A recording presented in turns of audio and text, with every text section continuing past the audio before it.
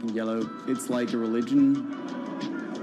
I think more than most German cities, soccer does play a very large role in the identity of Dortmund. In October of 2000, the BVB became the first team in the Bundesliga to actually go public. Salaries for soccer players in the Bundesliga have gone up very dramatically. With such high prices, they thought that by going public, they would be able to compete better with big teams like Bayern Munich. Unfortunately, that didn't go too well. Dortmund bought too many expensive players, high wages, and the club almost went bust in 2005. The price of their shares, it has sometimes gone up, but mostly gone down since they made that decision. So on April 11th, 2017, the team was staying in a hotel on the outskirts of Dortmund. Match days are always special in Dortmund. Everyone is looking forward to it. The team always meets in the same hotel ahead of matches. They stayed in this hotel in order to have a kind of neutral space before games so that they could concentrate, be sort of isolated from distractions, things like that. Everyone was pretty optimistic. They had a chance to go really far, maybe into the finals. I was in the office and getting ready for match day. I was going to meet with a friend, a fellow Dortmund supporter, in a pub. As always, the fans are very excited about matches.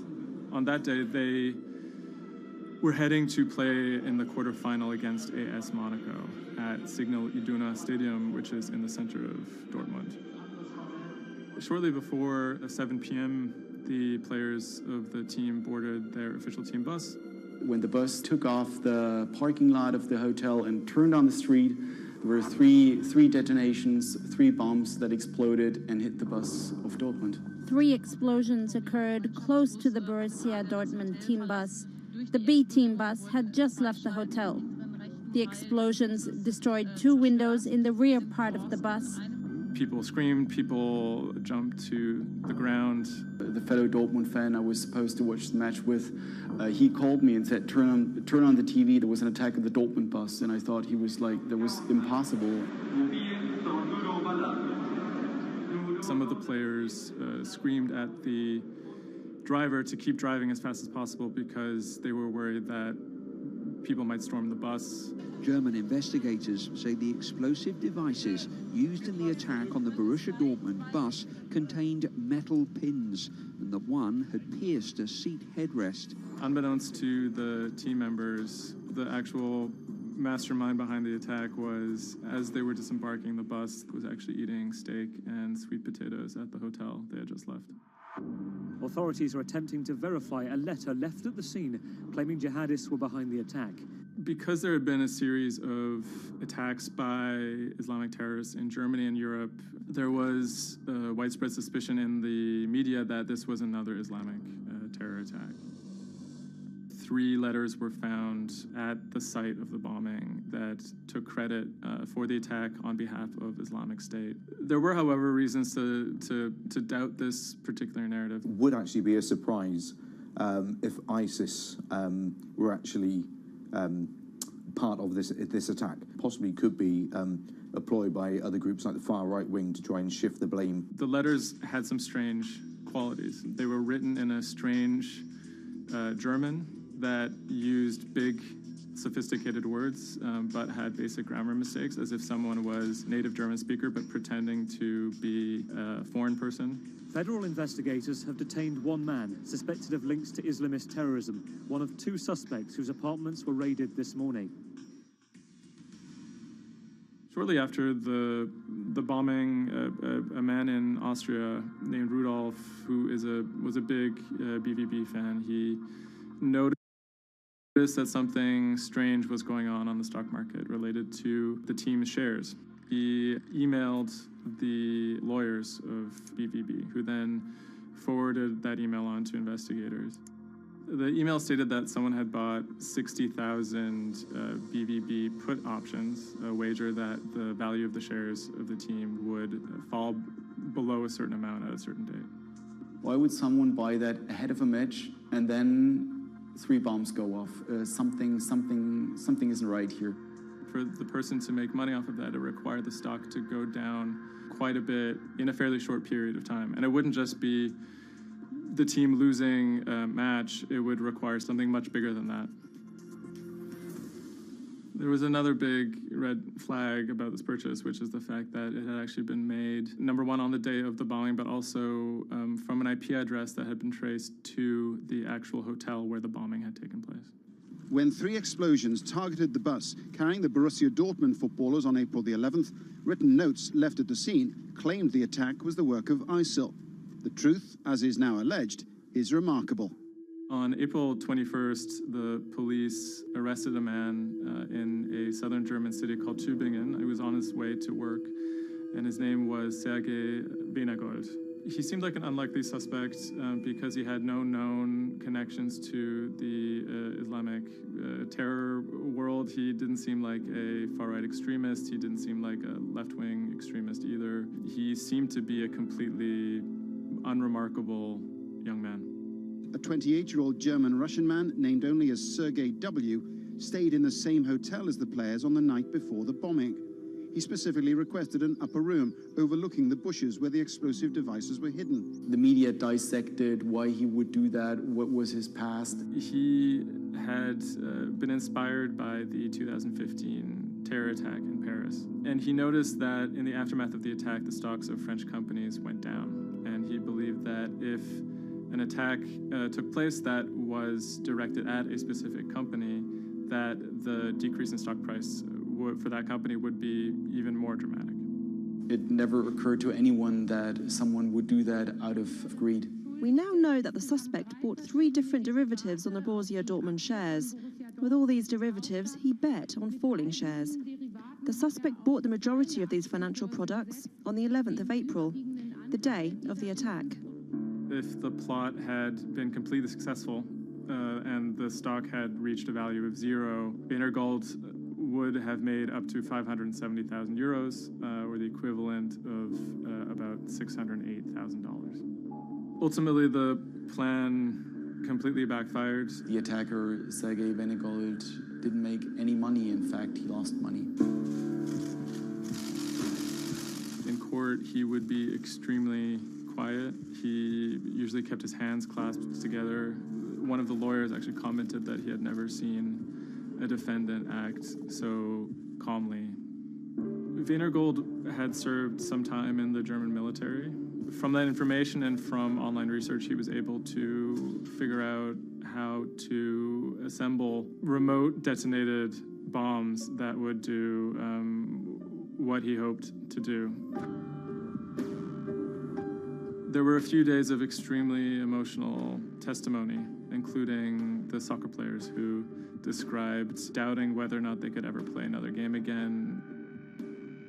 It brought everything back up, and it didn't quite help them to kind of process what was going on. Throughout it all, he sat there completely silent. The big mystery that was swirling around the trial was the question of why. He may have simply done it because he wanted to impress a woman. Rebecca is a young woman who has a very troubled home life. She ultimately sees her relationship with Venergold as an opportunity to leave that troubled home. Venergold is a Russian immigrant to Germany. He speaks with an accent. He has anxiety in large groups of Germans. She begins to resent the fact that he has these fears and feels a little bit trapped. Rebecca attempts to dump him on multiple occasions, and he threatens to commit suicide if she leaves him. Venergold apparently told Rebecca that she would soon be seeing a surprise. After being dumped via text message, he apparently began planning for this attack in earnest. Venergold was charged with 28 counts of attempted murder, which carried a maximum sentence in Germany of life in prison. He claimed that he had nothing to do with the attack, but as time went on, he admitted that he had actually been the person who had built the explosives and had set them off. But he claimed that he didn't want to actually kill anybody. Ultimately, Venergold didn't receive the harshest possible sentence. He was given 14 years in prison, but it's still a considerable amount in jail in Germany.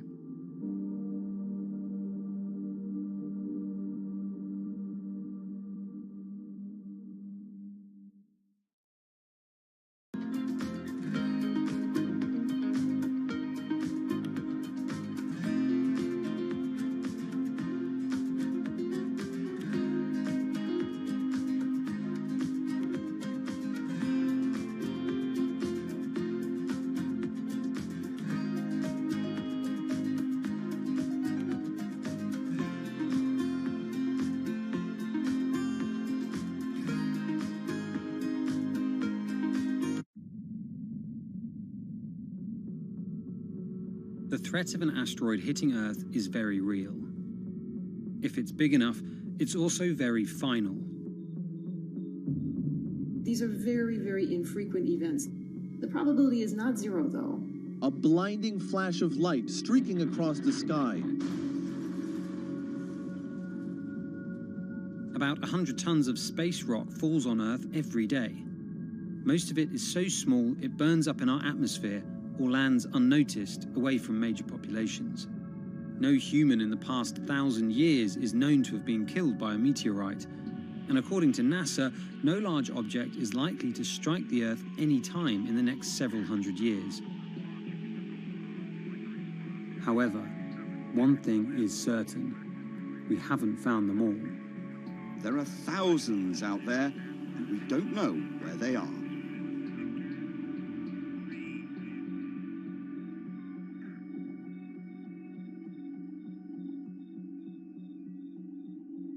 There are a lot of asteroids in our solar system. They number in the billions. Scientists all over the world are working toward detecting and deflecting the most catastrophic of natural disasters. The race is on to find as many of these objects as we can. We have a way of calculating whether or not an asteroid is potentially dangerous or not. I mean, I think it's something worth investing in. It's our existence at stake, right?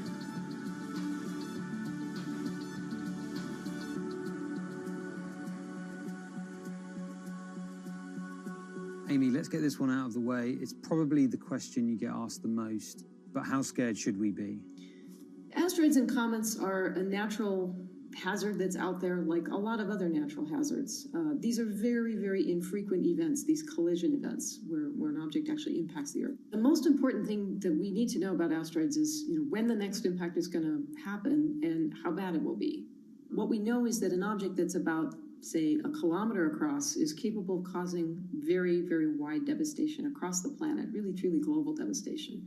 The object that wiped out the dinosaurs was somewhere in the neighborhood of 5 to 10 kilometers across, so even bigger than that. At a kilometer, it's still going to be very bad and will have global effects. For objects that are capable of causing what I would call sort of regional damage, kind of a large major metropolitan area, a city and its surrounding environment, sort of around 100-ish meters. It depends on the details of the composition and so forth. By the 1980s, NASA was cataloguing near-Earth objects. In 1994, stargazers watched as comet Shoemaker-Levy 9 hit Jupiter. The resulting zone of chaos was estimated to be as large as the Earth, and the event became a turning point in the search for asteroids and comets in our solar system. In 1998, Congress tasked NASA with finding 90% of asteroids and comets 1 kilometer wide or larger. Soon after, Hollywood blockbusters Armageddon and Deep Impact brought attention and fear to the masses. The great news is that the vast majority, more than 90% of all the really large 1 kilometer near-Earth objects have been found. The challenge now is working down to these smaller sizes that are still quite capable of causing a lot of damage, but they're just harder to spot because they're fainter, they're smaller. Can you give us a sense of how many are out there in our solar system? We know that there are a lot of asteroids in our solar system. They number in the billions. Most of them, however, are between Mars and Jupiter in what we call the main asteroid belt. This is a region of space where most of the asteroids in the inner part of our solar system live, and they stay there for many billions of years.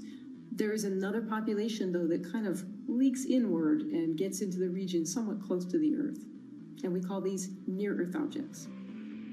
We think that there are millions and millions of near-Earth objects that are out there in the total population. As of today, we know of sort of around 20, 25,000, something like that. When we first spot an object, we really know very little about it. We just see something moving across the sky. So all you get is just sort of a handful of snapshots, just enough to be able to tell that this isn't an asteroid that we've already seen before. And then once we can calculate the distance to it, we can now start to make predictions about its true size. Is it large or is it small? So we have a lot of information that we have to get pretty quickly to really understand what's going on. Finding asteroids is just one piece of the puzzle. Planetary scientists are extremely skilled in determining the orbits and speeds of asteroids based on relatively small amounts of data. NASA runs simulations of the trajectories asteroids could take, which is useful but time-consuming. A team of scientists in the Netherlands have found a way that could buy us more time. Our method is very quick. So you can very quickly get an assessment of whether or not the object is dangerous or not. If you look at the classical way of determining the danger of an asteroid, it may take days of computing time on very big machines to determine this hazardousness. The current problem is that there's just too many asteroids out there to spend a huge amount of computational power on all of them. So the neural network allows us to focus on what really could go and pose a hazard to Earth. A neural network is a computing system that mimics the way the human brain operates to find underlying relationships in a set of data. By training the network in this way, you train it in recognizing those objects that are most likely to hit the planet. And once it's trained, you can apply this network to all the unknown asteroids. And then you can make a selection and saying, hey, these are the ones which appear to be having orbits similar to the ones which we know are hitting the planet. That doesn't mean that they do, but it only means that they look very similar to the ones we know they do. What else did you find? Should we be particularly concerned about anything?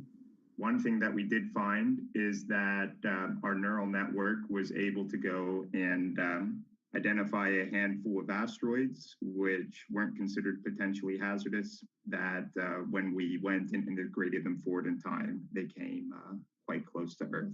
We find a handful which were not detected before or not considered being dangerous before, and we think they are potentially dangerous. It's very hard to simulate kind of going forward in time an asteroid that's going to hit Earth because, well, the Earth is really small. And space is really big, and then you have to have very exact parameters to shoot an asteroid that goes and hits exactly Earth. And then Simon had the ingenious idea of not even trying to do that and just launching the asteroids from Earth's surface and integrating backwards in time. It's very hard to make it hit. So you need a lot of calculations which all end up in nothing. And the idea was then like, well, let's not do that. This is basically what NASA is doing. NASA is taking an asteroid, making multiple copies of them, shooting them all forwards in time, calculating their orbits, and then see what fraction sort of gets close to Earth. Not even hitting Earth, but getting close to Earth. And then they call it a potential impactor. So you calculate the solar system forwards in time for, let's say, 1,000 years. And then you launch asteroids from the surface as if they, if you go forwards in time, would fall on the surface. You calculate them backwards to today, and then you get your orbital parameters of today's asteroids, which you know will land on the planet. And those you can use as known impactors and compare with all the other asteroids in the solar system. Can simulations and AI, can those things fill in the gaps where perhaps telescopes and other imaging tools can't? Absolutely. Since the observations get more complex, the physics gets more complex. And if the physics get more complex, the mathematics becomes more complex. And at some point, you can't solve your problems analytically anymore. And then this is where the computer comes in. Now we have this trained neural network. We have a way of calculating in a fraction of a second whether or not an asteroid is potentially dangerous or not, and therefore deserves more attention or more time to spend on for really finding out if it is dangerous. When it comes to hunting asteroids, time is critical.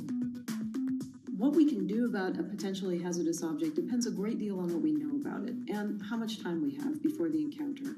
We'd really like to find them when they're decades away, because the more time you have, the more options you have, and the less energy it takes to move an object aside. It also means we might not have to resort to launching a nuclear warhead at an asteroid. Until recently, pretty much our only choice. That's an option of last resort, in my opinion, yes. We have lots of options available. You can just simply bump into the object and just nudge it out of the way. That's one possibility, and that's kind of, in a way, sort of the simplest thing to think about, just nudging it off its path a little bit with, a massive object, a spacecraft, let's say. It's just kind of like bowling, if you will. If you have a long time or a long stretch of runway in the lane, just a very small twist on the bowling ball will make a big change in where it ultimately ends up. Another option would be something where you take a very big, massive spacecraft and you park it next to the object and you use the force of gravity as a towing rig. That takes longer, though, and you need to be able to send a pretty massive spacecraft, and it obviously depends a lot on how big the asteroid is. Other options start to get more and more complicated, and they range from painting one side of the object a white color and painting the other side dark, and then letting the pressure of light sort of perturb its orbit. In a departure from the lab and computer simulations, NASA has real plans to rehearse kinetic impact deflection. In 2021, the agency will launch DART, the Double Asteroid Redirection Test mission, which will intercept a 160-meter asteroid in 2022. Better to practice now before we have to deal with an actual threat. In the meantime, discovering asteroids is our best bet. Thousands of scientists and amateur astronomers around the world make up an informal network that survey the heavens. But that may not be enough. NASA wants more resources to map our solar system and better technology. We need to ramp up our network of sensors, and also we need to just continue to strengthen our network of international observers so that we can get follow-up, because we find these objects when they're distributed all over the night sky. Once we get more observations, we get better data, we can make better predictions.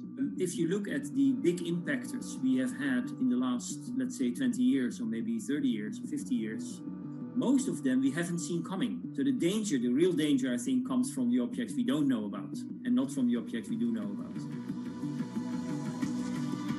This particular natural disaster, like a lot of natural disasters, and like climate change, is a problem of the global commons. So the thing that we risk collectively is that it sort of then becomes nobody's problem, and nobody takes ownership over it. The asteroids are all over the sky. They just truly cross boundaries and borders with a second's notice. I kind of imagine in the future, maybe lots of small satellites around the Earth that are always going and looking outward.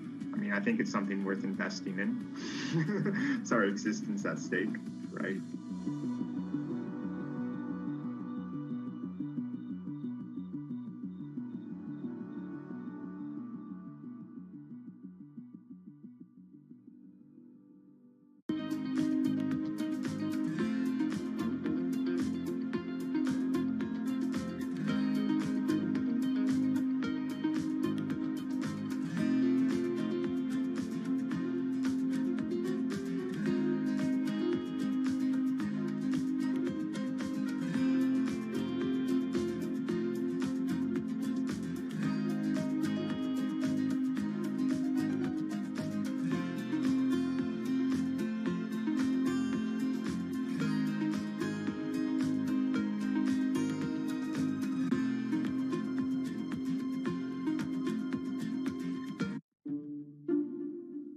The pandemic has affected everyone in different ways. Some pass the time by baking. Homemade sourdough bread. Do I need to say more? Some chose to binge watch Netflix. It's your game. Or maybe you started a garden oasis in your backyard. Next, I'm going to put my lettuces in. But for millions of others, I'm going to be posting stocks that will boom. They wanted to uproot the financial industry. Let's just lock it on up and take $15,000. Here's a stock that can change your life. I see a stock going up and I buy it, and I just watch it until it stops going up, and then I sell it. I have gained over $3 million. I want some free money.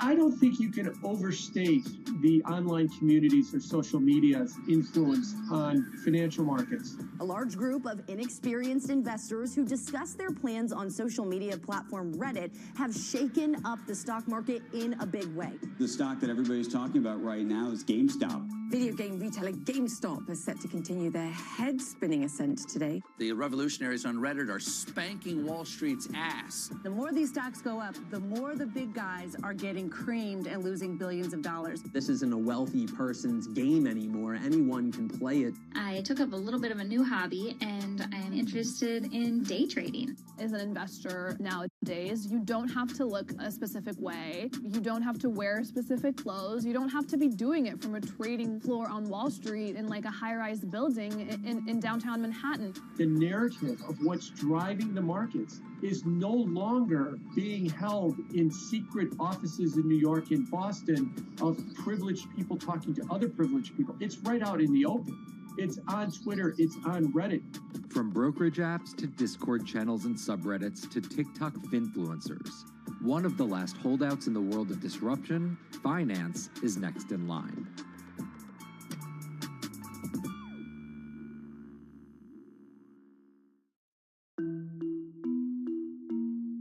Investing should be as ubiquitous as shopping online. That's Vlad Tenev, the CEO of Robinhood, the online brokerage app, talking about how he wants his app to disrupt the world of stock trading like Amazon disrupted the world of home shopping. And I think that speaks to exactly the mission that a platform like Robinhood has, which is to democratize investing.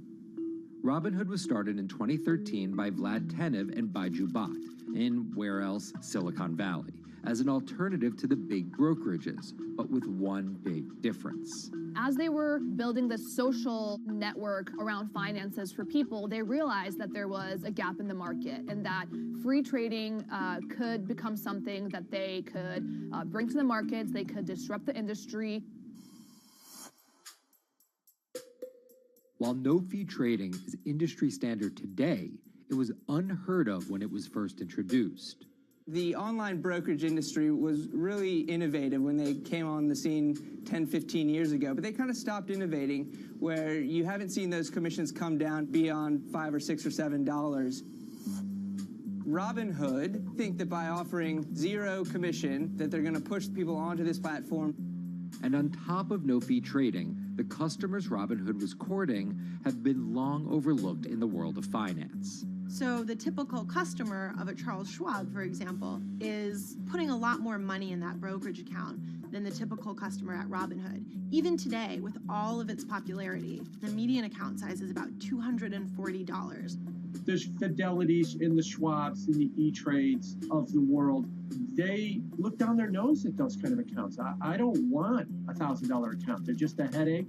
I want a $100,000 account. And this is key here, right? Because the thing about Robinhood that's different than every other single brokerage platform is how easy it is to use. The design of the Robinhood app really has in mind a user who might be coming at this absolutely cold. The fonts are very well sized, the shapes, the colors, all of that is something that the founders of Robinhood paid really close attention to. And by creating an interface that catered to a newer investor, they were able to gather a pretty healthy group of customers. And by 2019, they had about 10 million customers. Those 10 million customers were a huge success story for Robinhood, but no one could have predicted its explosion after the arrival of COVID-19. Remain indoors to the greatest extent, and 100% of the non-essential workforce must stay home. What we saw when the pandemic hit was the growth of Robinhood users absolutely turbocharged. And oddly, you saw this surge in interest in stock trading. Then they saw the absolute surge in 2020 in customer growth. And now, by many accounts, they have more than 20 million customers, which is pretty extraordinary. So the next step for them is to figure out how to monetize those users and how, even with their small account sizes, to get them to grow with the company and, as it releases more products, come along with them.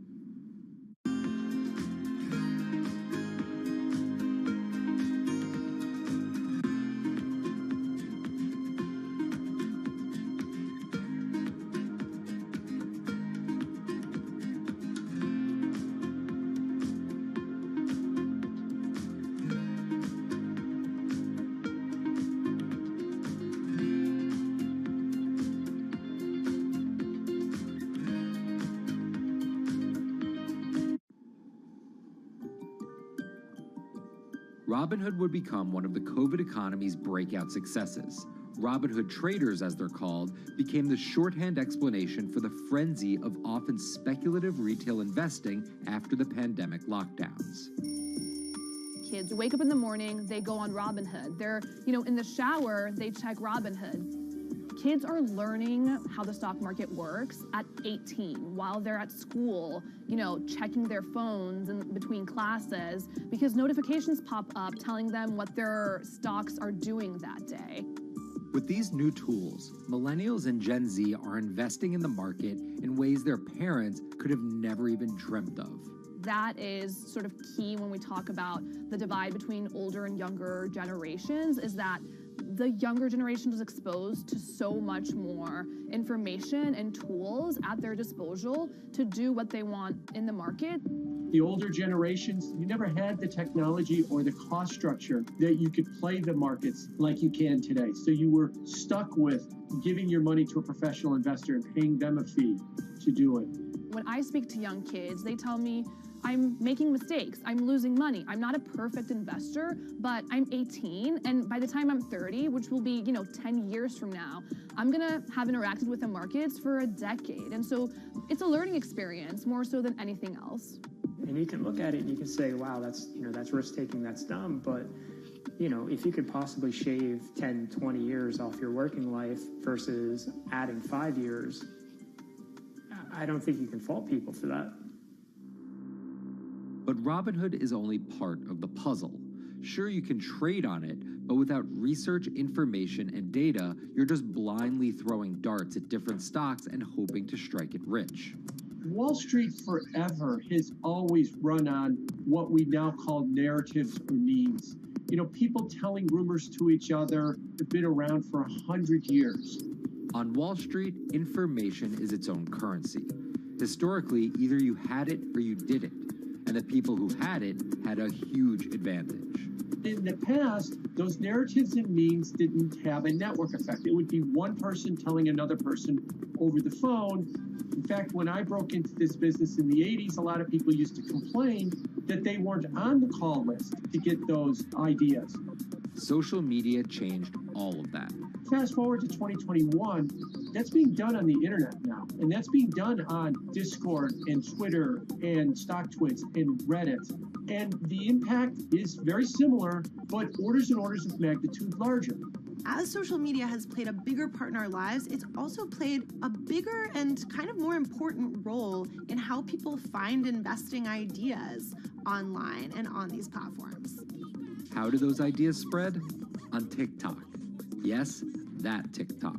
Soon may the weatherman come to bring us sugar and tea and rum. People aren't just going to it for sea shanty videos. The personal finance hashtag on TikTok has garnered 3.5 billion views from its 1 billion monthly active users. By comparison, videos found under the cooking and health tips hashtag have 2.6 and 2.1 billion views respectively. The trajectory of Robinhood and TikTok were literally on par. What happened in the stock market this week? So the word of the week is expectations. Absolutely essential that you guys understand the risks of shorting. And Kayla Kilbride and Kyla Scanlon are two of those financial influencer TikTokers, also known as finfluencers. I think people still care about fashion, they care about culture, but it's also like there's this big behemoth thing called the stock market that we really don't know a whole lot about, and it's gatekept behind the industry. And so people want to unpack that. And so my audience is, a lot of them are younger investors who are looking to hone their skills. Tech and right up. Kyla and Kayla are two of the more, let's say, professional TikTok influencers. The Tesla ARK Bitcoin Biotech Risk Cluster. I've been trading since high school, and it was a really interesting way for me to fill out my decision-making frameworks and to think about thinking. And I think that the more that we can have people thinking about finance, the better that we're going to progress as a society. I think it's a huge gap in our educational system. If you're going to buy an option for a stock you think is going to go up, it's a call. So think of it like this. I made the options video where I was like, options are just like shopping. Rumor has it that this pallet's about to go up in price. So if I come in tomorrow, can I still buy it at said price? And a ton of women just attacked that video and were like, you explain things so much better than my boyfriend or my professor, or like I could sit and listen to you all day. And I was like, this is what I was looking for. But TikTok's algorithm does not reward calm and measured videos about responsible investing. It rewards this. Watch this video for 30 seconds and you'll be rich for the rest of your life. I try not to say the A word, the ALGO word, because TikTok listens to us. The algorithm does impact how you feel. You know, you do notice which videos do better versus which videos do worse. How do you catch someone's attention in less than 60 seconds? And how do you make it something that they're like, I need this in my life? Nearly impossible to do that in 60 seconds. But the people who perfect it are the people that you're going to watch and going to stick around. And where people are sticking around? Reddit. And its nearly countless subreddits about finance. And by far the biggest one of those is Wall Street Bets. There's a lot of social media platforms out there, but Reddit is like the social media platform for finance. Places like Wall Street Bets is where it all goes down. Started in January 2012, it wasn't long before Wall Street Bets adopted a 4chan-like etiquette, leading to their tagline, like 4chan found a Bloomberg terminal. We had all these unexplained stock moves, and we would be grasping for why stock XYZ jumped 20% in a day. And you would look at Wall Street Bets, and you would see people there talking about buying options in that stock, and it sort of, squared the circle, so to speak, and started making sense. And it was at that point that it was like, wow, we have to start paying attention to this.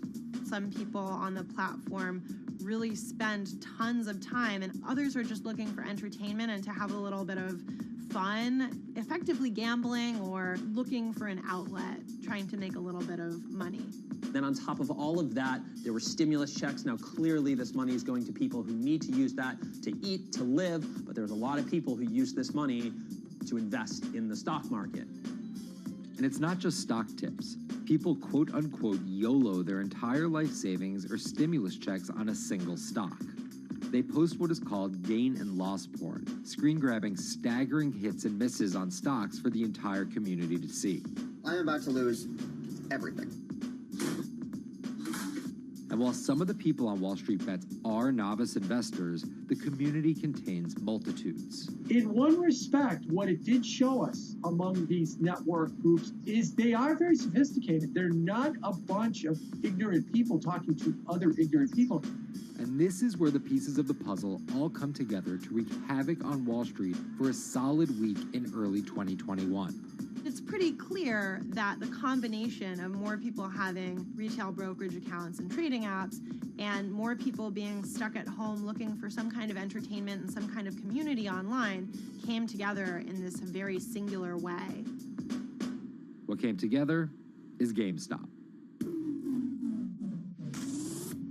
Let's go back to the beginnings of what happened with GameStop a couple of years ago. On the boards like Reddit and StockTwit, a lot of people were talking about GameStop as being attractive value. Some of them are even, Wall Street alums who left the industry and now still have access to tools that they can use to improve their financial well-being and make very good decisions. And I think Roaring Kitty is a perfect example of that. GameStop is one of the most compelling asymmetric opportunities in the market today. Really, I don't understand how you could disagree with that. At the same time that this crowd was talking it up, the hedge fund institutional crowd didn't like this stock at all, and it had the largest short interest of any stock in the New York Stock Exchange going into late 2020. Short selling is a bet that a stock price will fall, and it's a fairly simple concept. An investor borrows a stock and then sells it. The investor is betting on buying the stock back later for a lower price, before returning it to the original owner, pocketing the price difference. What a short seller would tell you is that they almost act as a policeman in financial markets, or they're at least looking for companies that aren't what they say they are. And that can range anywhere from an outright fraud that some short sellers try to expose to just a company that's not worth as much as investors think it is.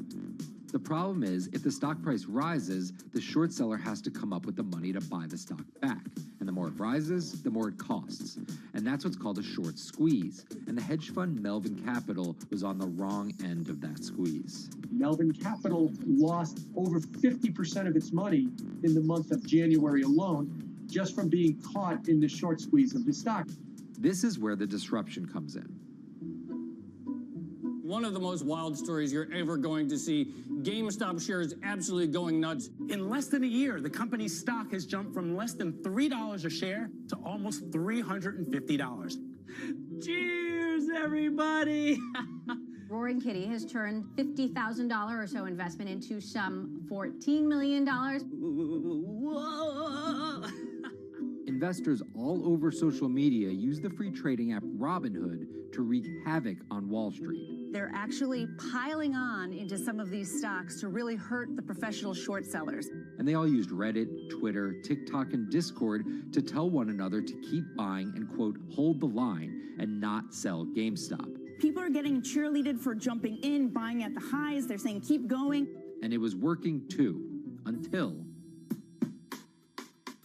Thursday morning, the trading app Robinhood sent out this tweet. In light of current market volatility, we are restricting transactions, including GameStop. People were really angry. Robinhood was supposed to allow the regular people to play the same game these big boys are playing. But instead, we were all taken for schmucks, and they screwed us.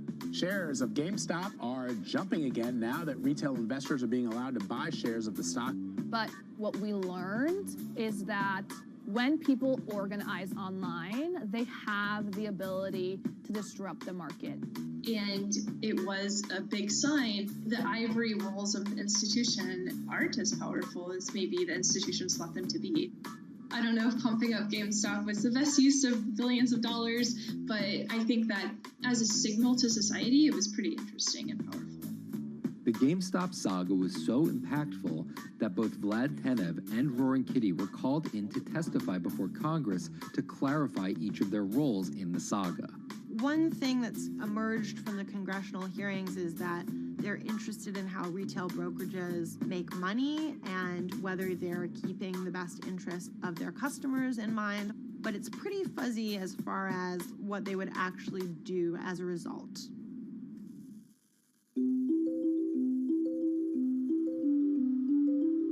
While the frenzy around GameStop eventually subsided, it didn't take long for retail investors to find other areas to invest their money.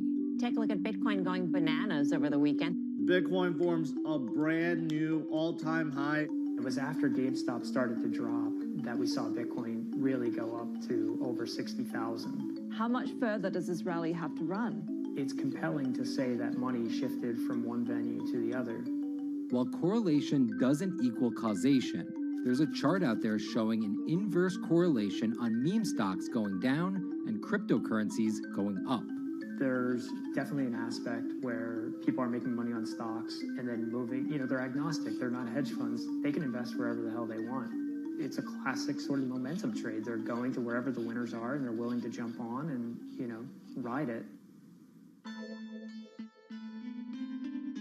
So whether it's meme stocks like GameStop, meme coins like Dogecoin, or entirely new ways to invest in art like NFTs, the new kind of retail investor is making its presence known. Over the next 10, maybe 15 years, you're going to continue to see, whether by choice or by force, that baton go from older generations to younger generations. I don't think any single app is going to be the thing that disrupts. I think people are the disruptors. How people get ideas about what to invest in has become increasingly entwined with social media. And as social media companies govern more and more of our lives, the fact that now they're tied in more intimately to people's wallets is something that we might want to understand better. Usually what disruption, I think, means is technology comes in, whether it's blogs to the newspapers or online retailing to brick and mortar. They come in and they're in the same business, but they just do it in such a gigantic cost savings that it causes everybody to switch. Well, that's the risk that happens here, is that it's so much cheaper to just manage your own money.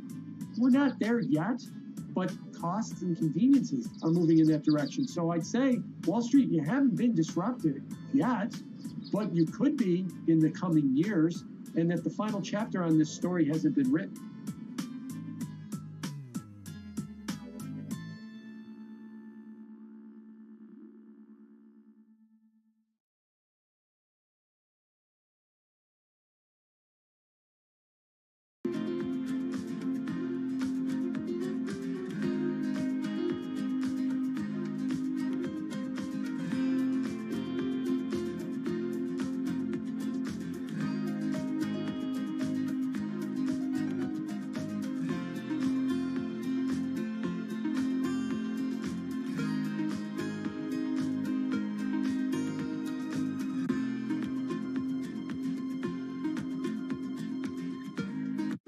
Meet Bloomberg's own David Nicholson. Now, his happy place is out in the field, on the open road.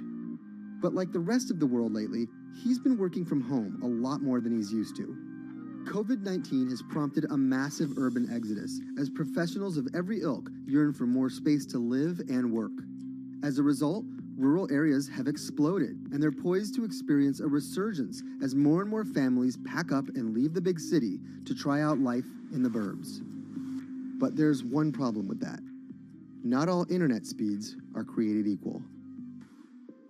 Anyone who might need to upload or download large files for a living may not want to pack up and move to that cabin in the woods just yet. Now, David's house isn't a cabin, but it is in the woods, and inexplicably, his internet is workable. My internet is okay. I pay a lot for it. It's around $140 a month. The download speed's great, and the upload speed is terrible, which is really bad for my work because I have to upload these massive files. But I'm definitely one of the more lucky ones in this community. Just a few miles down the road, my buddy has awful internet. It's usually under 2 down and under 0.2 up, so it's often unusable. Some days it's around 1, and other times it'll drop down to about 0.2, 0.3. I just want to be able to have internet at my house without having to go outside the normal ways of acquiring internet. It's really frustrating. We're literally a few miles away from downtown, and it just cuts off. This is a problem, and the solutions are not there yet, because getting high-speed internet in rural areas en masse is something our providers may simply not be ready for.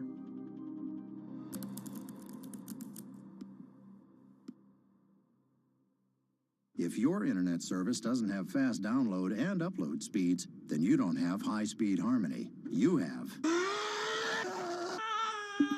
Americans on average pay about $70 a month for internet at home. But in rural areas, it could cost a lot more for a lot less service. So the pricing for a fixed wireless provider here can be something between $80 and $150 for about 25 megabits per second. However, gigabit service, which is 1,000 megabits per second and symmetrical, is running at about $119 a month or $130 a month. That's John Paul. He co-owns Spiral Fiber, an internet service provider here in Nevada County, California. And for the past 10 years, he's been trying to bring an affordable fiber optic network to town. It all started when he applied to be part of the pilot program for Google's fiber service. Across the country, civic boosters have been going to extremes, chanting, singing, and marching, trying to get the search engine giant to look at their town. The internet these days is crucial to be in the world, to be a part of the world, and to be connected to your community. Google ultimately went with Kansas City, Missouri, which left Paul on a mission to get funding to lay out fiber optic networks for gigabit service. Over the next several years, he would attend conferences and pitch venture capitalists and apply for grants to make his vision come to life. One of the biggest roadblocks to building infrastructure for the internet here in the United States are the existing large providers. They have their land staked out. They would prefer that nobody come in and compete against them. In 2013, we applied for a grant. We went down and met with the commissioners at the California Public Utilities Commission. It was an arduous process to get funded, but we finally did against all odds. We got a $16 million grant, and then we went out to seek venture capital. Then, in March of 2020, the pandemic hit the world. Everybody got locked down, and everybody came home, and everybody started using the internet. And I remember seeing on one of the local fixed wireless providers' websites, they've said, hey, we know you're all staying home, but please don't use too much video, and please don't use too much bandwidth. And I thought, that doesn't work. The U.S. connectivity gap is far greater compared to countries that are considered its peers economically. Some developing nations actually have better internet than rural America, like in Kenya, which has a state-of-the-art fiber optic network fed in from their coastline. The American connectivity gap does largely affect rural areas that are either outside of service coverage or simply prohibitively expensive. This is Rebecca. She and her family moved to Nevada County just a couple miles down the road from David.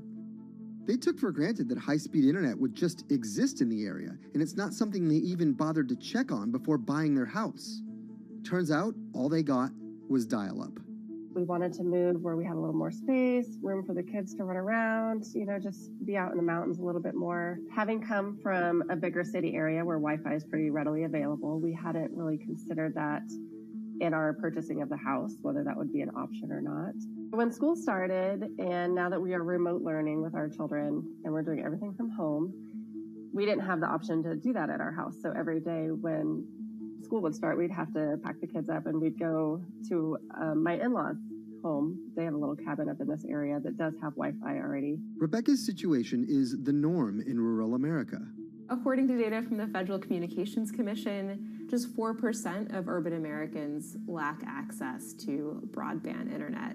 That's compared to almost 40% of people who live in rural areas. But while that was the case, there were also racial and socioeconomic divides in terms of who had that access.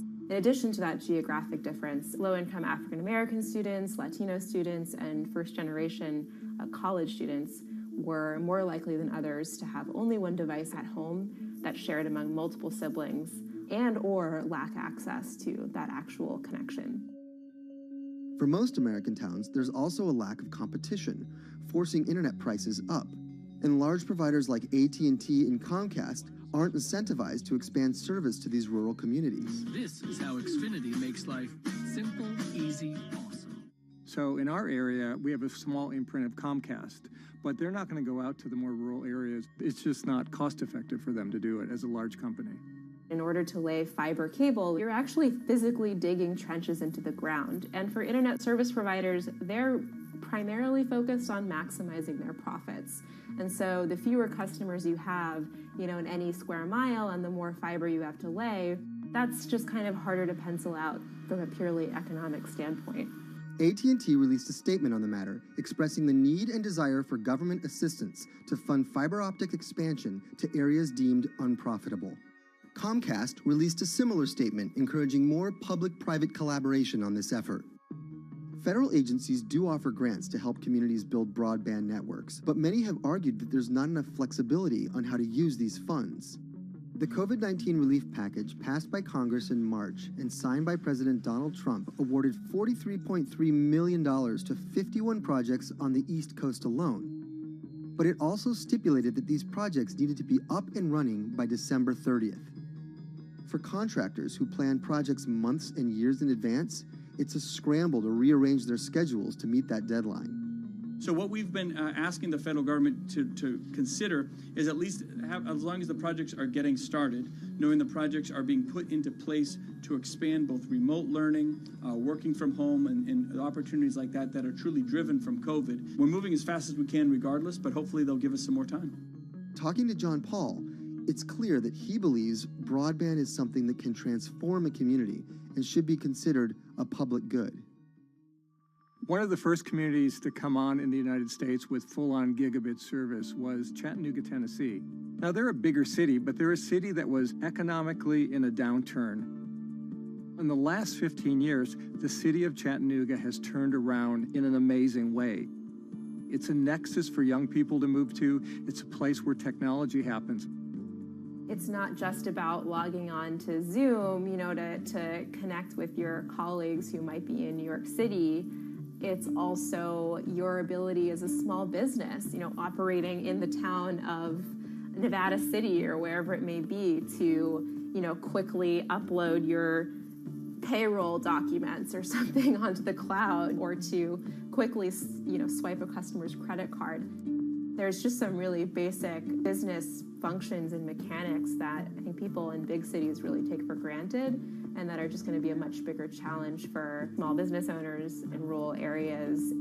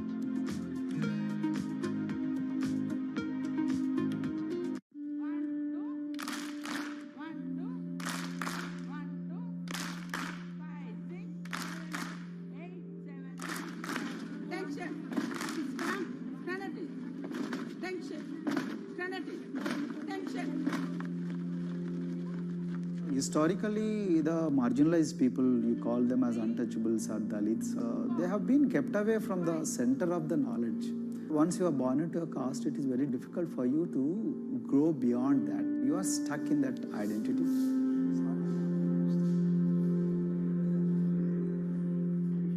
I think education is the best way of liberating them. So that's how I chose to work in education sector. The kind of education that we are giving to the marginalized people is going to change not just the fate of these communities in Telangana, but it is going to be the source of inspiration, source of hope for all the marginalized in this country.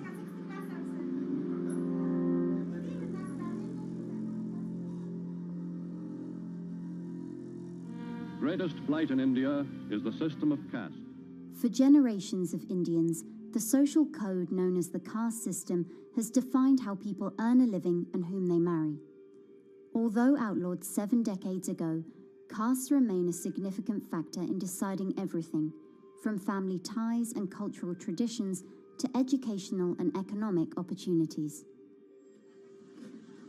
Dalits, people who are on the lowest rung of the caste system, constitute almost 1/5 of India's population of 1.3 billion. Not able to afford the high tuition of private schools, many are forced to attend government-funded institutions, which in the past have suffered from poor infrastructure, lower education standards, and high student-to-teacher ratios. But Dr. Praveen Kumar is trying to change that.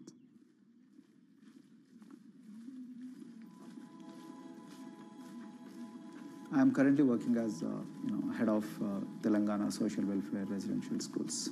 So totally above 400 schools I manage. These are all residential schools for the students who are historically marginalized but talented and then poor. Of them, 60% are girls and then 40% are boys, because girls are more marginalized among the marginalized. Their voices are always suppressed. My approach to improve the conditions in the schools has been put your eyes and ears on the ground always. Talk to the parents, talk to the teachers, talk to the students, stay in the schools and then understand their problems, their challenges, both in classrooms and then the corridors and the dorms. Then go to the dining halls and see what kind of food they are eating, and then go to their homes and then what kind of food they are getting and what kind of challenges the parents have.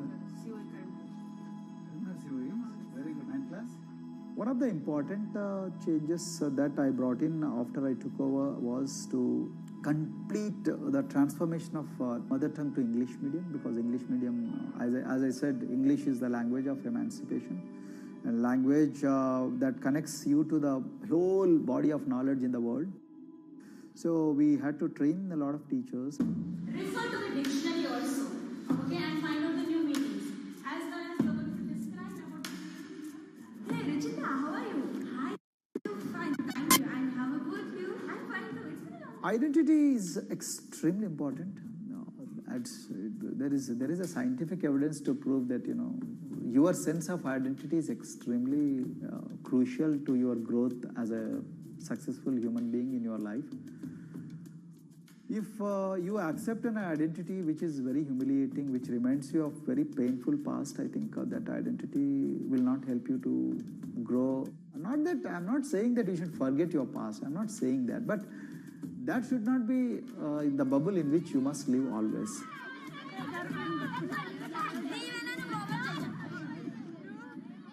Sweros is an alternative identity. S stands for state, W stands for welfare, Aero, SW and then Aero is Swero.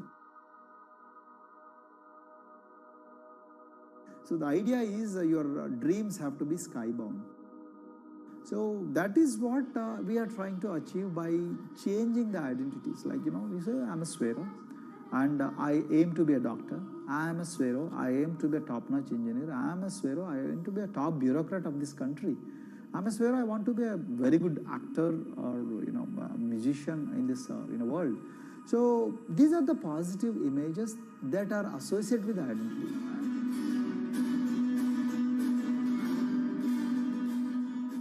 just to give an example to you. In 2012, in our institution, we used to produce about 6 doctors per year. But because of our, this self-liberating ideology of Sveroism, we have, this year, we have produced about 189 doctors. This is phenomenal for any poorest of the poor people. You know how difficult it is to get into medical colleges in this country. So, but today, because of this ideology, the students have been able to achieve this, feat. Pujita has been a farm laborer, and her parents themselves are agricultural laborers. And then this girl used to sell vegetables, but thanks to the residential education institutions, she came to the Gaulidoddi campus, and then she toiled very hard for 1 year, despite many problems. And today, I'm so happy to share with you that she has joined one of the prestigious medical colleges in the state of Telangana, Usmania Medical College, and then in future, she hopes to be a gynecologist. So this is the journey our children are hoping for. Similarly, the Mount Everest expedition. At Mount Everest expedition, we are very fortunate enough to place the youngest ever female in the history of this world on the peak of Mount Everest. How did this happen? It's all because of an ideology that helps you to liberate yourself.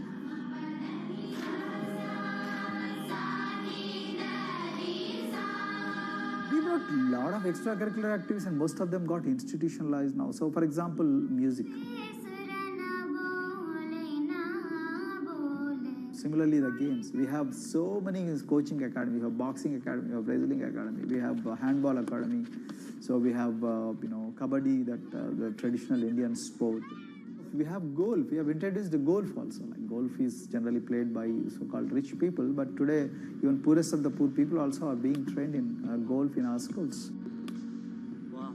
So our intention has been to give all 360 degrees, type of opportunities to the students, so that whoever is interested in whatever activity, they can go and then do it.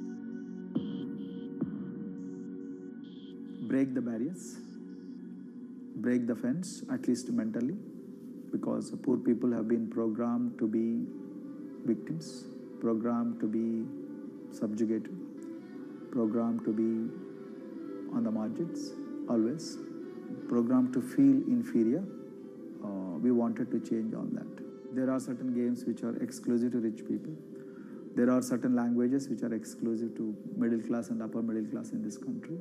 To put it in one word, the sole aim of introducing all these co-curricular activities is to break the stereotypes which are recklessly imposed on these people. Their stereotypes Dr. Kumar knows all too well. Born a Dalit, his grandparents were labourers and access to the village well was restricted. Dr. Kumar credits his parents' belief in the power of education with helping him realise his aspirations. He went on to join the Indian Police Service, attended Harvard University, and then began pursuing educational reforms back home. I attribute whatever I am today, it's to my mother primarily. They educated me in the village, although there were no good schools. So then I stayed in social welfare hostels, the hostels which are managed by government for the poorest of the poor kids. I passed with reasonably good grades. Then I went to university, and then I faced worst form of discrimination in the universities. Like there were, in those days I'm talking about, so the bathrooms and the toilets were exclusively meant for scheduled castes and scheduled tribes. We used to fight discrimination on one hand, and then again, try to excel in academics, day in and day out. So that's how I came to education, because I deeply believe that education is the only important weapon that can really, place the poorest of the poor people from a very victimhood orbit to a prosperous orbit. I think in future, this is going to be a game changer for the marginalized in this country.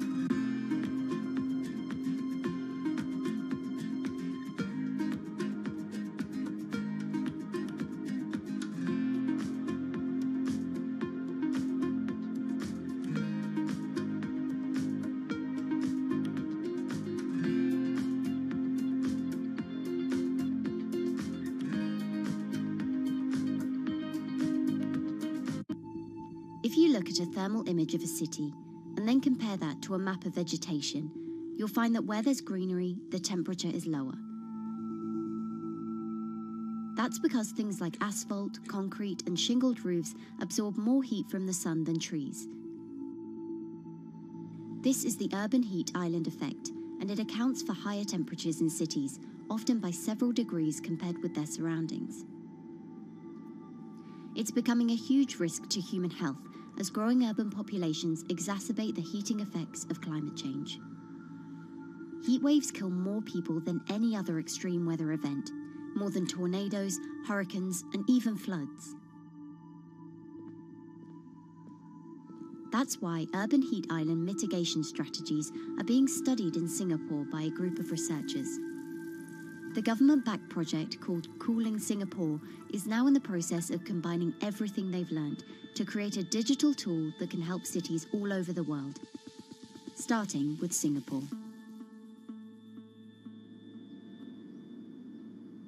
In Singapore, close to the equator, temperatures regularly rise above 32 degrees Celsius or 90 degrees Fahrenheit. And the city structures only make it worse.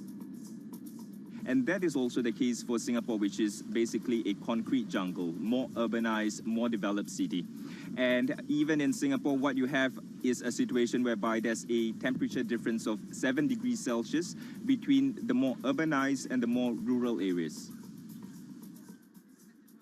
The government has taken drastic steps to keep temperatures down.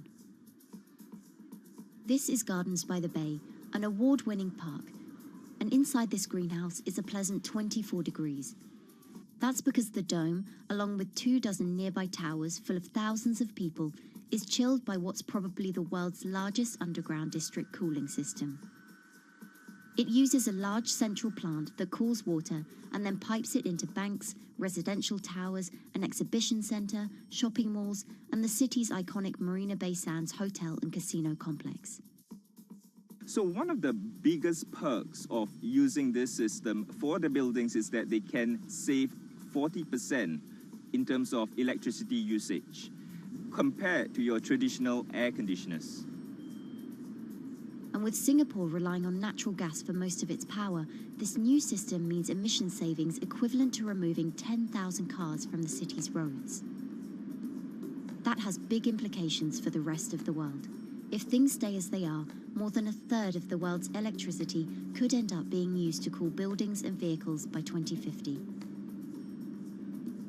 As the world gets hotter, gets warmer, there is a greater need for air conditioning and as well as refrigerators, for instance. And the more people are buying these household appliances, the more energy usage they use, and they release heat more, and that then exacerbates climate change. It's a vicious circle. And so since 2017, researchers at Cooling Singapore have been identifying design solutions that reduce our need for so much cool air in the first place. One thing many cities have in common, and that's the importance of vegetation. That's a very important measure to mitigate the urban heat because of the shading effect, of course, and the psychological effects of the vegetation, and also because of the possible evaporative cooling effect of the vegetation. Vegetation can be, of course, on the ground floor in form of trees and shrubs, and you can walk under them. This is the so-called canopy layer that the vegetation forms above us. But vegetation can also go up the facades of buildings, and it can go to the roof of the buildings. Luckily, Singapore has been striving for the garden city feel for quite some time. It was a vision initially introduced by then Prime Minister Lee Kuan Yew in 1967 to make life more pleasant for people. And today, Singapore is one of the world's greenest cities in terms of urban vegetation. Kampung Admiralty, a community centre that contains health facilities and social spaces, now provides more green space than the plot of land it was originally built on. It's topped by a roofscape of staggered terraces covered in local plants, which functions as a community park. And a village green in the centre that contains farm plots for residents to tend to. Park Royal on Pickering was designed as a hotel in a garden that doubled the green growing potential of its site. There's now 15,000 metres of sky gardens, reflecting pools, waterfalls, planter terraces and green walls. And the government has big plans as well. Singapore actually has a plan to plant 1 million trees and add more green spaces over the next 10 years. It is actually a mix of one thing to reduce the urban heat island effect, but on the other hand is also to get the people to be more connected to nature. But it's not enough. The city-state has still been warming twice as quickly as the world average over the past 6 decades. That's why Cooling Singapore has developed a catalogue of other potential heat mitigation measures. When you try to mitigate the urban heat island effect in a city or in any building, in a village as well, the first place to start is by shading of the windows. You have to keep areas clear so that the wind can move through it. Water of a certain depth can act as a very good thermal buffer. If you have to construct heavy buildings such as high-rises, at least you can make the surface, the facade, less heavy, and you can protect it from direct sun penetration. You have to make sure that no combustion engines will be in the city in the middle, in the medium to long-term range. So ideally, the electricity production is outside of the city, and you bring just the clean electricity into the city. You can at least minimize the use of energy in the city, and you can start to slowly convert the roofs, the facades of the city into production areas for renewable energy. In Singapore, unfortunately, this is a limited option, but in the long run, it could produce up to 20-25% of the energy, of the electricity needed in Singapore if all the roofs and the areas in the buildings, on the facades would be used to do that. With so many different ideas, Cooling Singapore is also designing a virtual model of the city to test them out. It's called a Digital Urban Climate Twin, or DUCT, that will calculate how each element of the city's design will impact the urban heat island effect.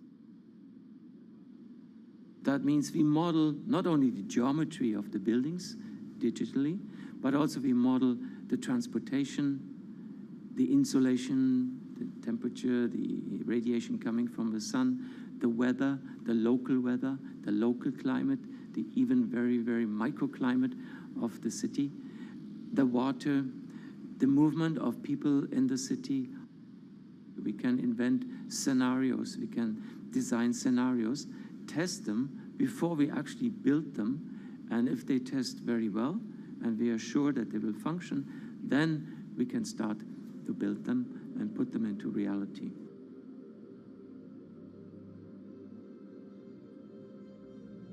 Singapore will be using this new tool to figure out which actions it should take next. And the model can be applied to any city, whether it needs to keep heat out or keep heat in, which will ultimately save energy, slow climate change, and improve our quality of life. So this is something that Singapore will be able to export, maybe even together with its city development systems that it already has. Singapore is one of the very few cities in the world that really combine this scientific approach with a very well-established urban redesign and urban design approach. Through its agencies and the combination of its agencies, it has achieved a lot in the past. If it keeps following the scientific path and the combination with the other knowledge in the city already, we think that it will be a very comfortable and very livable city in the future, even more than today.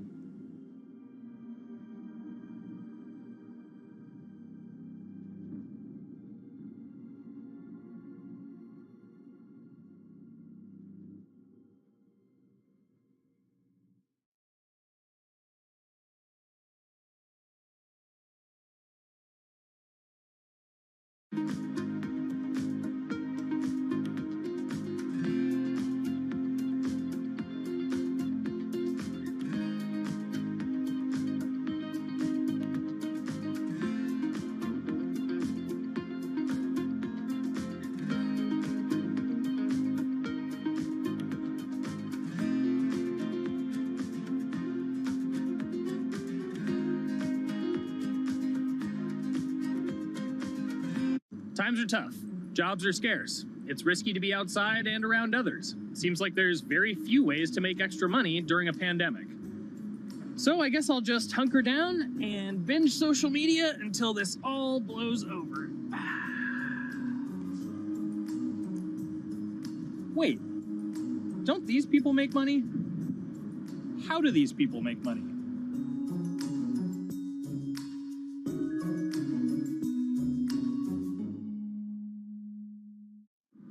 Streamers, YouTubers, Twitch stars. How do they make money? Is it a lot? Is it a lot of work? I know, I gotta ask somebody in the biz, and I got just the guy. Austin John Plays. This is your full-time job now, right? As of November of last year, yes. This was always just kind of like a side thing. Like, any money that I made from doing my videos and whatever else, I never touched that because I didn't really think of that as being like real money. And then it started coming in more and more. And then it was like I hit my first day that I broke $1,000 and I was like, this is actually going to be money. How did the YouTube channel come to be? When the game Pokemon Sun and Moon came out for the 3DS, there was like things that I learned about the game, and then I wanted to just share that information with people. And at the time, I didn't have any way to capture a screen or anything, so I found like generic footage and I kind of put it all together with so much editing. And that video got 6 views. And then 2 days later, I made another one, and that one got 12 views. And then I just started pumping out more and more content, and people were like, this guy knows what he's talking about. It really just started building on top of itself, and then it was like, my channel really focuses on tips and tricks. So I play a straight 18 hours, and I'll finish the game or get to about the 40-hour mark, and then I'll make my first video. While I'm going through, I have a giant notepad and just scribbles everywhere, and I make these notes of like the things that stumped me, so I know the things that may stump other people. What do you need to think about if you're building your YouTube channel? 1, you need to do something that you're passionate about. Not that you like, not that you think you're gonna make money on, something you're passionate about. The other thing is something that other people are passionate about. It holds a special place to them. And third is, it needs to be something that people are gonna seek out information on. In order to enter into the marketplace, you either need to be better than everyone else, you either need to be faster than everyone else, or you need to be more accessible than everyone else. And you can't be more accessible because it's already on the platform. Granted, if you understand how the algorithm works, which is very similar to Google Analytics, then yeah, you can have a little bit of a head start. But if you're not doing it faster, and if you're not doing it better than everyone else, then why should anyone watch your channel? So my income as a YouTuber kind of breaks down to 3 different ways. 1, which is the bulk of it, which is ad revenue. Whenever you go and you watch a video and then there's an ad and then you wait 5 seconds and you hit the bottom right corner and then you go on to the next video, or a non-skippable ad, or the video starts immediately, you get the little banner ad at the bottom, or if you scroll down from the video, the first thing that shows there is an ad. Those are the 4 different types of ads that can appear on every single YouTube video. And all of them pay a certain amount. It varies on lots of things, like the country of the person who posts it, the country of the person who watches it, the time of year, where you are in the quarter, if there's anything going on with a reduction in ad revenue. Like, great example, COVID-19, companies weren't spending as much on advertising. So because of that, CPM went down. CPM stands for click per thousand. I'm using the Roman numeral for 1,000. And that means that for every 1,000 views, you get a certain amount of money. Now, on low ads, when I first started off, my CPM was 30 cents. So every 1,000 views, I made 30 cents. But then once I signed with an MCN and I started making more quality content and more engaging content, some of my better videos and certain times of the year, I can see CPMs as high as $12 to $14. And there's a big fluctuation between, you know, if I post a video when there's no ads being spent, like January and February, that's a reason a lot of your favorite YouTubers and also TV shows don't post new videos in that time of year because ad rates are down. Why are they going to make content then? Instead, you're recording and you're bulking up for when ad revenue is higher. The second way that a YouTuber makes income is support, crowdfunding, things like that. When I first started off, Patreon was really the only option, but then they started rolling out supporters and members for YouTube channels. So whenever I have a live stream, you can click a button and then you can become a member, and then you get special icons next to your name. I believe they're called badges. Or on any video, you can hit the join button, and that helps support the channel. And then the third aspect of that would be merch. And for me, my merch has been somewhat basic. In fact, I'm wearing one of my t-shirts from last year right now. You have to endure the times that your first video gets 6 views, that you posted on Reddit and they say, shut up, and then an auto mod bans you. You have to go through that, because until you go through that and you discover why you're doing it, you're not doing it for other people, you're doing it for yourself. If you're not loving what you do, then it's not worth it. Huh. So make a channel about something that I'm passionate about. Oh, sweet. I guess I can make the channel about that.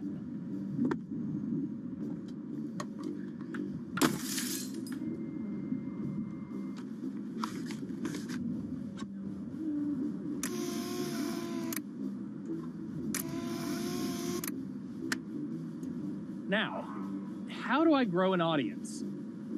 How do I get popular? It's all about diversification, right? You have to have a massive Twitter following. You have to have a massive Instagram following. You have to have a massive YouTube following. Of course, you have to be on Twitch, which is the key platform. But basically, any way you can get in front of your audience, you can engage with your audience, is going to drive those clicks, which ultimately drives the advertiser revenue that you get back from all of these platforms. It's me and Dan playing video games and talking in a funny manner over them. They're not just people who are good at games, they're actually people who are good at online engagement, online entertainment, first and foremost. You have the right to remain stylish. Anything you wear can and will be used against you in the court of fashion. The streamer is either very, very talented at the game. The best player in the game is generally going to draw a crowd because people like watching people who are very good. On the other hand, they're either very, very good or funny, charismatic, whatever it is on that side. Oh, no. You know, it becomes more of a show where they talk about other things outside of the gaming world, and gaming becomes really just a backdrop and an excuse to engage with that audience. There were those weird, like, Ronald McDonald, like, straight to VHS movies. You remember those? I'm personable, I'm chatty. I would kind of, you know, when boring things were happening in the game, I would ramble on about, you know, movies I'd watched or books I'd read and, you know, or conversations I'd had and stuff like that. And so I think being personable was a big part of that. It's not just getting on and playing games. It's getting on and being an entertainer. You are putting on a show. All right, now let me go ahead and grab the samurai sword that every gym has. Okay, he's dead. To have a larger audience and to have that audience, I think, stay with you, you have to bring something extra. You know, you have to find your niche. You have to find what works and what connects with the audience and what makes them laugh and what makes them keep coming back. You gotta make it a little more exciting, all right? Throw in a hanging bishop. Have everybody in suspense for a moment. I think the real most important thing is to just get used to being on camera. Like in any sort of performance thing, is get used to talking on camera. You know, my first few videos were terrible, but because I sat down and did it for 6 to 8 hours a day, I just got used to talking and I got over that uncomfortable hump. If you go into Twitch purely with the expectation that you're going to make money, make a job out of it, have all this growth, and it's going to be great, you're probably going to burn out prior to getting to that point because there's very little payoff for a long time, right? Like multiple years generally before you really start to see a payoff. And so, you know, those first few times you're streaming, nobody is there. One person shows up every 30 minutes, says hi maybe, and leaves, right? Like, it's very discouraging, I think, for a lot of people. And so you have to be there just loving it. You have to love talking to yourself when nobody is around. You have to love just the game that you're playing, all of that stuff, because it takes a while, and I think a majority of people burn out prior to getting to the like profitable point of it. And there you have it. My very own YouTube, Twitch, Discord, and streaming channels all ready to go live. It's a veritable social media ecosystem just on the verge of thriving. So, don't forget to smash like and subscribe, and visit my Patreon for perks. Also, go to my merch page.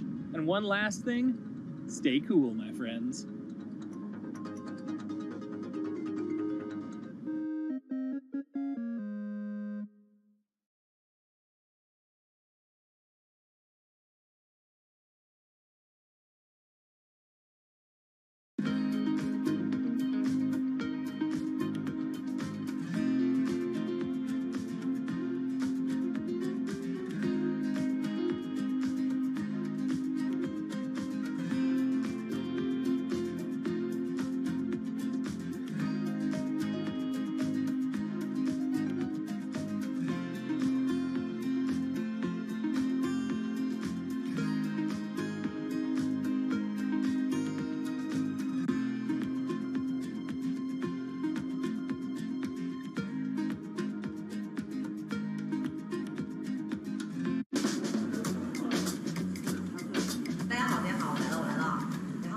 This is live stream shopping, one of the hottest trends in China. Every night, tens of millions of people watch live shows hosted by influencers like Via and buy the products they recommend. On e-commerce and social apps like Taobao and Douyin, the sister app of TikTok. 我觉得已经改变了大家的购物的方式。其实各种各样的产品，哪怕你不买，你也可以来看。当然，你看了，你就有可能会买。It's not about, only shopping. It's about the experience. It's about having fun. You got to see 3D. You got to see in some kind of action. It's almost like a theater act. The internet craze has taken over China. By the end of 2020, the country had almost 400 million live stream shopping users. China's live stream e-commerce market has also grown dramatically, with an estimated value of $161 billion in 2020. It's becoming popular outside China as well. So, is live streaming the future of shopping?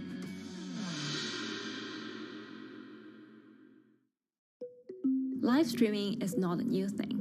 In China, it started in 2015 with the rollout of 4G, and it was first used for entertainment and socializing. Many live streamers performed for their followers or chatted to them, making money by receiving virtual currency and gifts. In the West, live streaming is mainly the domain of avid gamers. In China, it's broken into e-commerce. China actually has a very big e-commerce empire, so it uses these super apps, what we call that you have payment, you have search of information, you have recommendation system, and you have huge amount of goods available on the platform, and as well as a lot of consumers. So with this advantage, they merge these features of live streaming to make the influencers actually sell goods. Here is a perfect choice. Nice neutrals, beautiful print, nothing overwhelming, and the warmth and comfort of flannel. This is item. Traditional TV shopping involves a one-way direction, whereby a host introduces a product, demonstrates certain things, and say, call this number or something. But live stream shopping is live. That in itself is a very, very big difference. It causes different psychology, and live stream shopping is a very entertaining way of actually engaging someone else. When you shop, actually, this live streaming video will continue. It will minimize into a corner, and you can buy the items and pay all on the same app. And after that, the live streaming screen will just enlarge by itself, and the promoter will come back to screen. So it's very convenient. Taobao, one of China's biggest e-commerce platforms owned by tech giant Alibaba, added a live streaming function in early 2016. In the following years, other e-commerce and social platforms like JD and Douyin also integrated this feature. 开头的时候还是有很多的挑战的，对画面的这个流畅，然后是否能够很真实的去还原商品，它其实在这个上面是有很高的这个门槛跟技术的这个卡口在的。不管是我们的这个用户的接受度，还是商家的这个上手的这个难度都很高。但是这几年下来，基本上难点在不断被突破的。Over $70 billion worth of goods was sold via live stream on Taobao in the year through March 2021. Latest surveys show that over 60% of live stream users in China were watching shopping shows, and over 65% of them shopped at least once via live stream.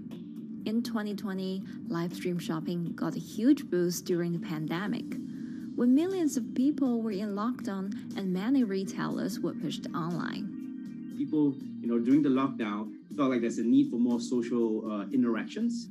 This live platform creates an interesting kind of environment that gives people the sense that I'm actually interacting with you.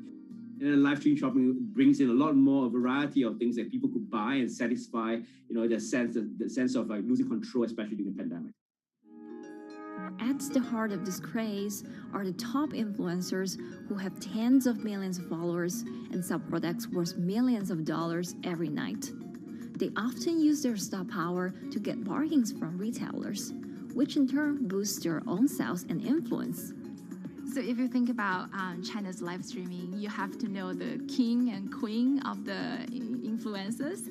The queen of live streaming, Via, she is actually having the biggest viewership and the biggest sales volume for a long time on Taobao platform. She can sell everything from like Gucci sunglasses, lipsticks, homes, and cars. One time she offered her followers to go on a Tesla ride with her, and she even, for once, sold a rocket launch in her live streaming room for 40 million yuan. The king would be Li Jiaqi, more widely known as Lipstick's brother. He used to be a cosmetic sales before he turned into live streaming e-commerce, and he knows a lot about the cosmetics. So he's the one that will actually put the lipsticks on himself when he's on the show. Top live streamers like Via and Li Jiaqi have become celebrities in China and can earn millions of dollars a year. Although not everyone can be as popular, mid-ranking live streamers like Tiffany still earn a good income through sales commissions. 如果说单从收入方面来讲的话，那主播的收入是比普通的工作要高很多。但是呢，主播这个工作时刻对身体，包括对精神都有很大的一个考验的。就是每天需要集中精力，然后长达5-6个小时，这种状态是很累的。而且这5-6个小时的话，你是脑子是不停的，然后嘴巴是不停的，然后手也是不停的，眼睛也是不停的。像我们做主播，不是说单一的只做直播一件事情，然后还会有选品的一些工作，然后还会有一些其他的事情排在里面，其实是没有个人生活的。那我觉得增强粉丝影响力的话，不是说某一件事情。可能今天做了什么事情你就增大了影响力，而是每天不断的内容的输出，粉丝不断的可能对你的了解，慢慢的信任你。没有芝麻酱的味道，如果吃不习惯的话就慎买。A lot of successful live streamers are generally very good at communication. They're very good at articulating very simply what a product does, what a product doesn't do. In order for them to sell, they need to be trustworthy and appear trustworthy, and they need to show in some ways that they're authentic, right? So for Via and Li Jiaqi, they are able to articulate that quite a bit through their body language, through what they say. For example, Li Jiaqi will also sometimes say bad things about certain products because to him that's his honest opinion, and sometimes people want to hear that. And so they seem very credible, they seem very trustworthy, and don't forget, they're also very entertaining and very interesting. If you're familiar with Li Jiaqi, he won a Guinness record for like the most lipstick applications to models in like 30 seconds. So if you're able to create a lot of buzz with interesting things that you do, people who may not want to buy lipsticks will also stream in just to watch what he does. And then from there, you might get hooked. 这就是你一般女生出门的时候涂的口红的颜色。 Live streamers also use sales techniques such as limited time or supply. This sense of scarcity can often encourage viewers to buy. The platform in itself creates and enhances some of these things because you see it live. Something we call social proof has taken over, meaning that, hey, other people are interested, other people are joining in, other people want the same product. and they add it in the chat and they ask questions and they say, oh, I want this too. What happens then? It makes the whole product even more scarce. But it's not just influencers. Local farmers, luxury brands, even mutual funds have also started their own live stream shows. Working with very top-tier live streamers can be risky. It's not necessary that the benefits will end up with the brand. So we see company executives opening their own shows. And we see like P&G have their own sales room, which runs shows every day as well. We also have like local governors in like small towns to sell their agricultural products. So the live streaming is definitely transformed the way product owners can think about how to reach their consumers. And it enables a lot of players to actually sell. Live stream shopping is going global. Merchants in Southeast Asia have embraced this trend. And in the West, Amazon has upgraded its live streaming function, adding interactive features like chat rooms. Companies, including Google and Facebook, are also developing and investing in technologies to integrate video and e-commerce. 直播电商它其实已经开始成为主流，它未来的发展空间跟潜力都是巨大的。接下来大家会越来越依赖这种购物方式，会变成一个比较日常化、比较规范化的这么一个趋势。If you look at the numbers alone, their numbers alone, Li Jiaxi's numbers or Via's numbers, you know that they can sell and you know that they can generate revenue. Are they able to sustain it over a long period of time? It depends on how innovative they are at changing some of the things that they do. But you can't expect consumers one day turn into virtual shopping for good. There will be the nature of us that crave to go into the store, to touch the goods and actually wear it and see how it looks like and walk around in that with our friends. And those things wouldn't be replaceable with live streaming.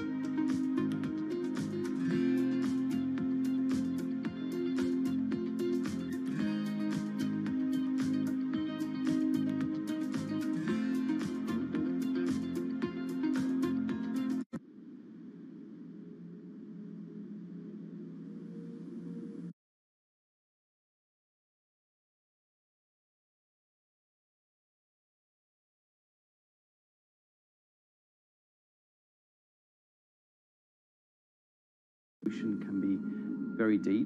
It can extend down several hundred meters. And once it gets to the near shore, from about 50 meters, the whole water column is moving backwards and forwards.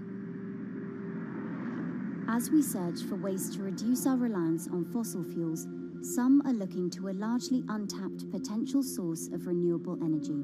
In theory, waves off the coast of the United States alone could generate over 2 trillion kilowatt hours of electricity a year, enough to power more than half of the country. Waves intensify and subside not as quickly as the wind, and that means that it can produce a smoother power generation curve. One of the potential advantages of wave energy is that it could act as a complementary source of power compared to other renewables on the grid if it were to be scaled up to commercial scale.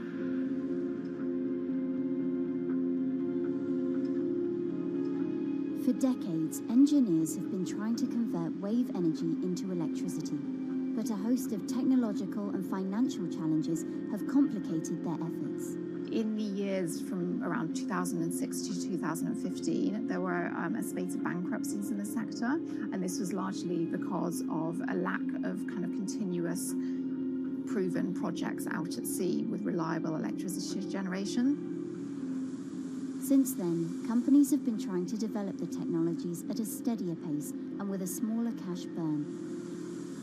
But the same questions remain. Can companies develop devices and technologies that actually work? Is wave energy just a novelty or something that can become a major renewable energy source?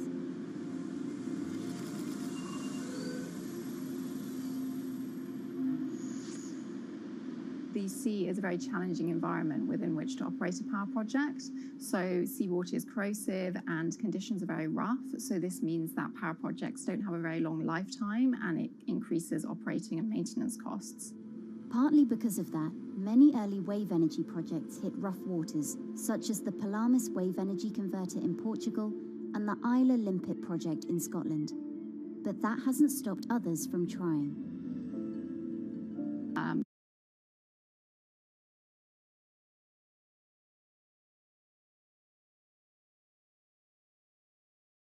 Trying to raise capital and bring down cost. The sector hasn't really converged around one single technology design, and companies are kind of undecided about which design works best.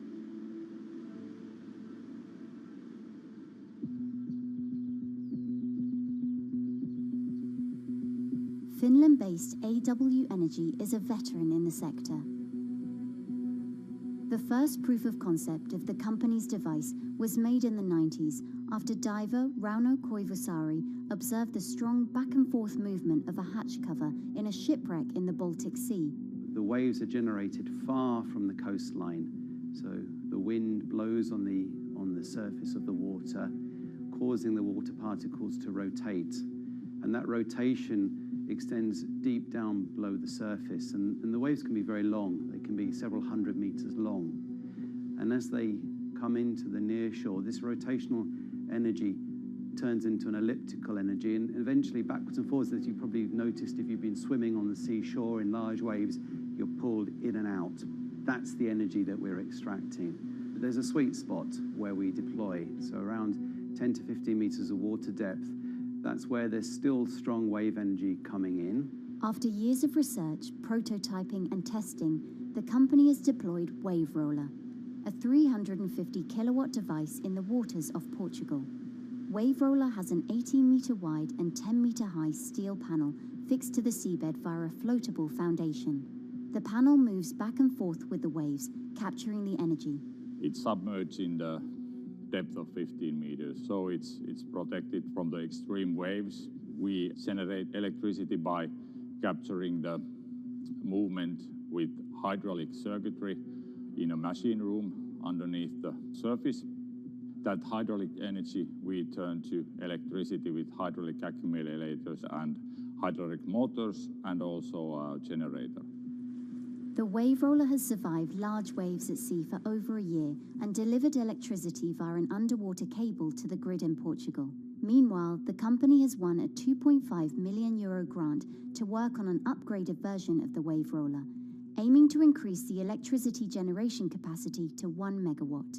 The upscaled device would have a bigger panel, 2 power takeoff units, and improved software to control the energy production. We have taken into use a wave prediction algorithm that kind of tells us what kind of waves are coming in to our device. That gives us few seconds to prepare for capturing more energy, and the difference in that is significant. Our future plans are to deliver technology around the world. So I'm hoping we can be working on delivering technology to projects in Asia and also in the American continent as well.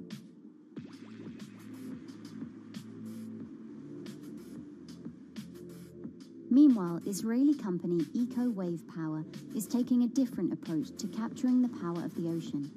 For the company's founder, Ina Braverman, developing new sources of renewable energy is a personal mission.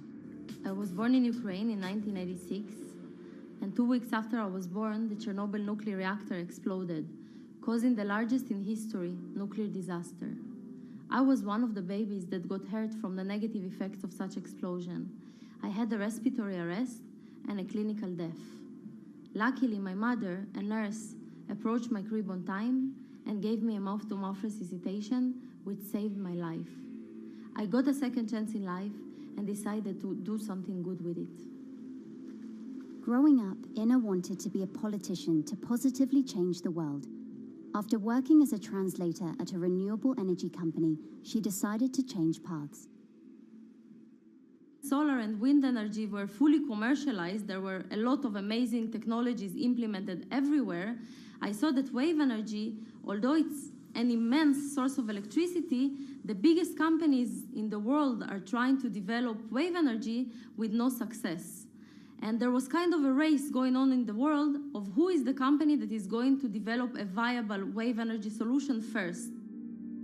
In 2011, the then 24-year-old Inna co-founded EcoWave Power.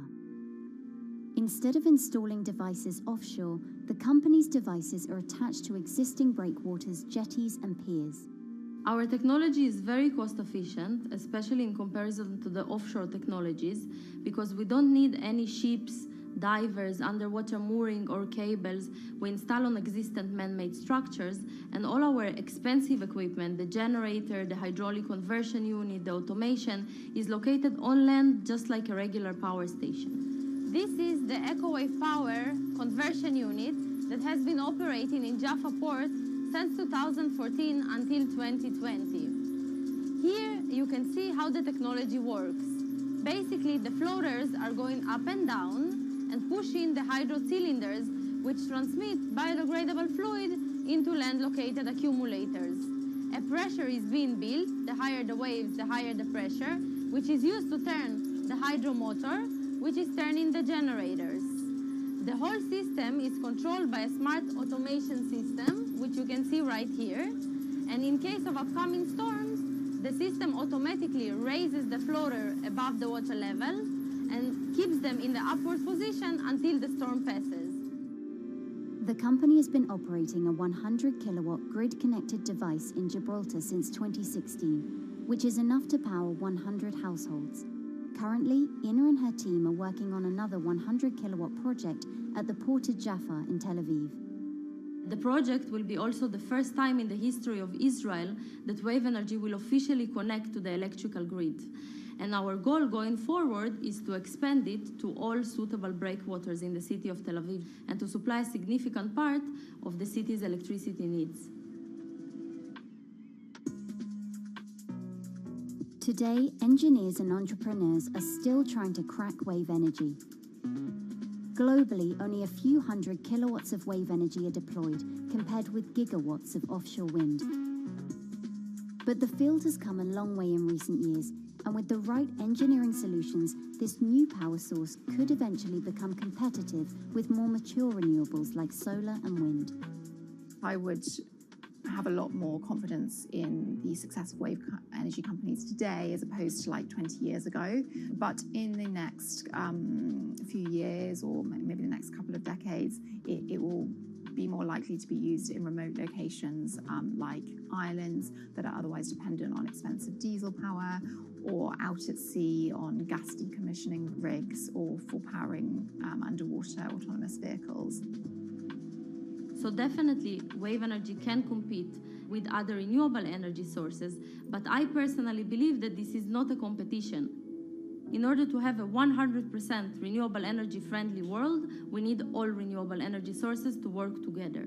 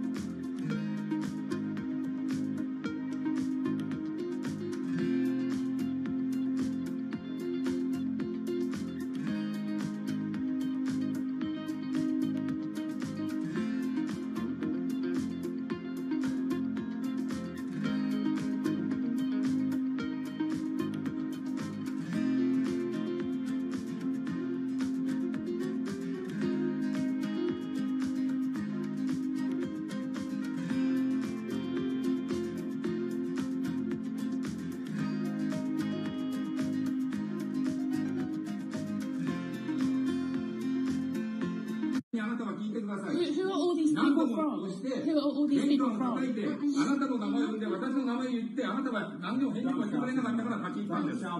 So can you please tell me? I'm not going to... please wait.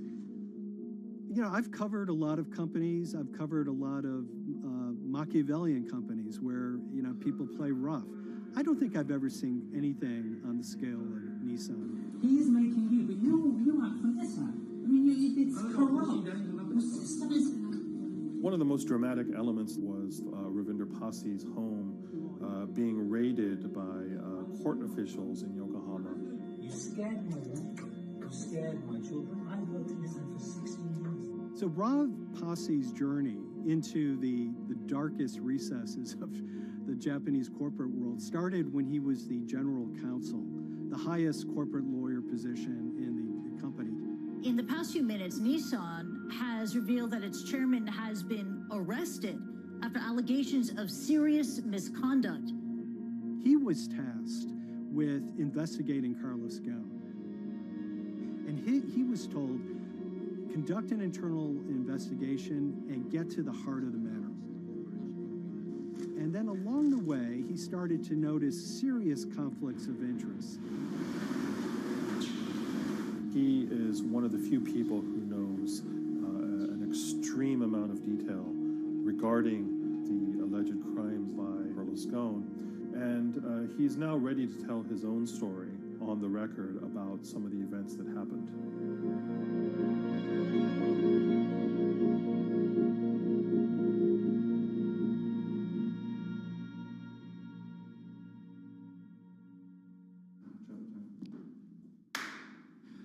My name is Ravinder Passi. I'm the former Global General Counsel of Nissan Motor Co. Limited. And you could say, yes, I had a front row seat in terms of what was going on.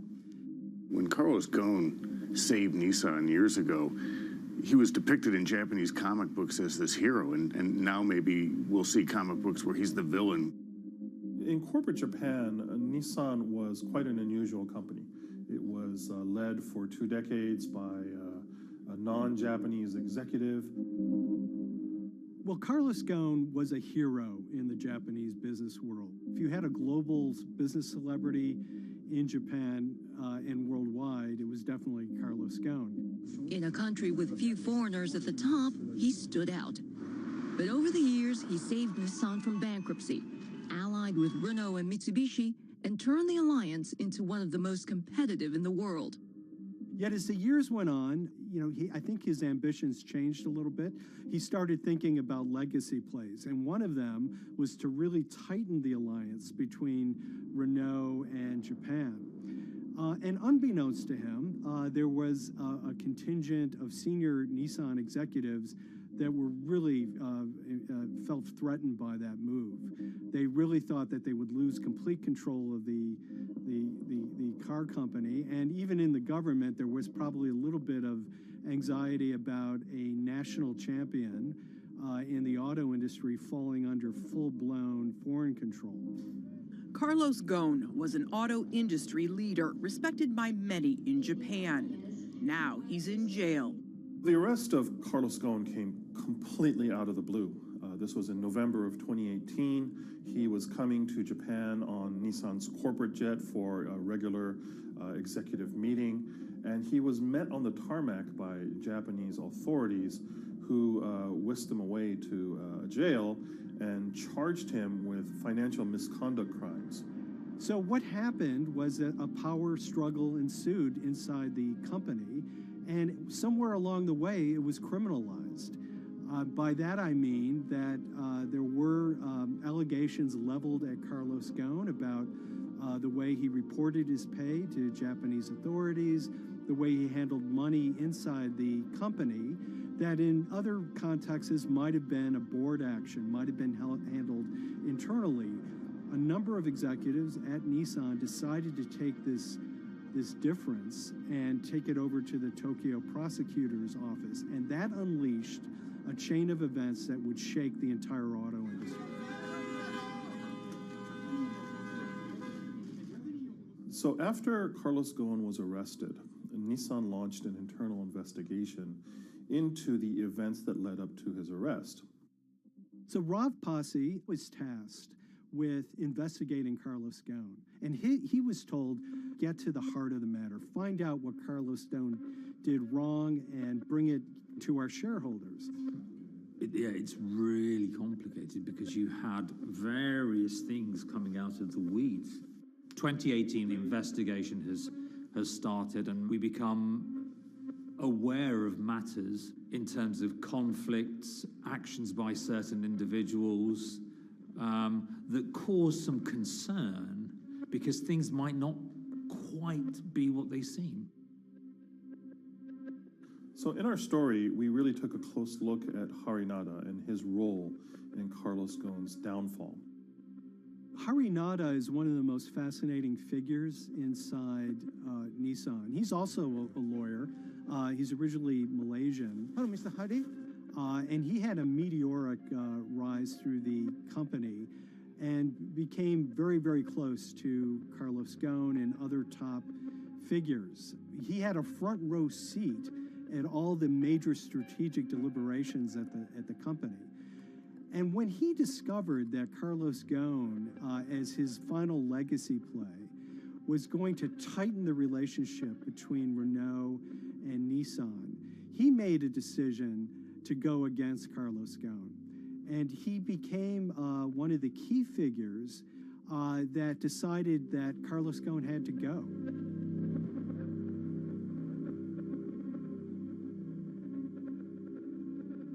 Harinada was somebody who actually recruited me into the company, so I have a long-standing relationship with him, or did have a long-standing relationship with him.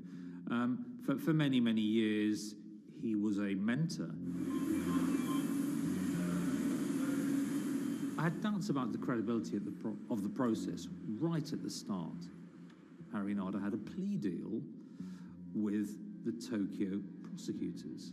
Now, that suggests he was intrinsically involved in some of the wrongdoing, or the allegations of wrongdoing, and it just didn't smell right, just doesn't sit right. So there was a basic conflict of interest. In other words, Harinada had to deliver results to Japanese prosecutors to avoid his own criminal liability, and he's accusing and leading the investigation of Carlos Ghosn. Some of the people who had been involved in the original alleged crimes were also looking into the affairs themselves. Ravinder Passi began pointing out some of these conflict of interest issues. And the reason for that is essentially his concern was for the company. If the company's own investigation into itself was compromised, that could lead to a very weak position in various lawsuits that it was dealing with across the world. I had discussions with Harry, discussions with the statutory auditors about these conflicts, discussions with HR about some of these conflicts, because at that point, we reported into him. You know, at the time, everything was quite, as you can imagine, it was, we've got to do this, we've got to do that, we've got to move fast. But when you step back and look at some of these things, you just think, my God, what was going on here? Because me, members of my team, were being placed in immediate danger. Your chairman's been arrested, a representative director's been arrested. They both happen to be foreigners. And then now what we need to do, we're being instructed to do, is certain compliance professionals need to go into properties in Brazil, for example, and retrieve evidence. They've got to do it very carefully, because if they don't do it carefully, they're going to get convicted of criminal activities. And likewise, when a team of lawyers were commissioned to go to Lebanon. I mean, one of my immediate concerns was, why are lawyers from Nissan being sent to go to Lebanon to retrieve evidence? These are just lawyers, they're corporate lawyers from Nissan. You had revelations that a number of executives had benefited from share appreciation rights when they shouldn't have. I mean, you know, substantive amounts of money being taken by these guys when they weren't entitled to take them. And you do think, yes, how is this going to look later on? It's going to look quite concerning. So that triggered for me the sort of assessment that, well, I'm going to have to do something, because up until this point, I haven't put down on paper these conflicts and these issues.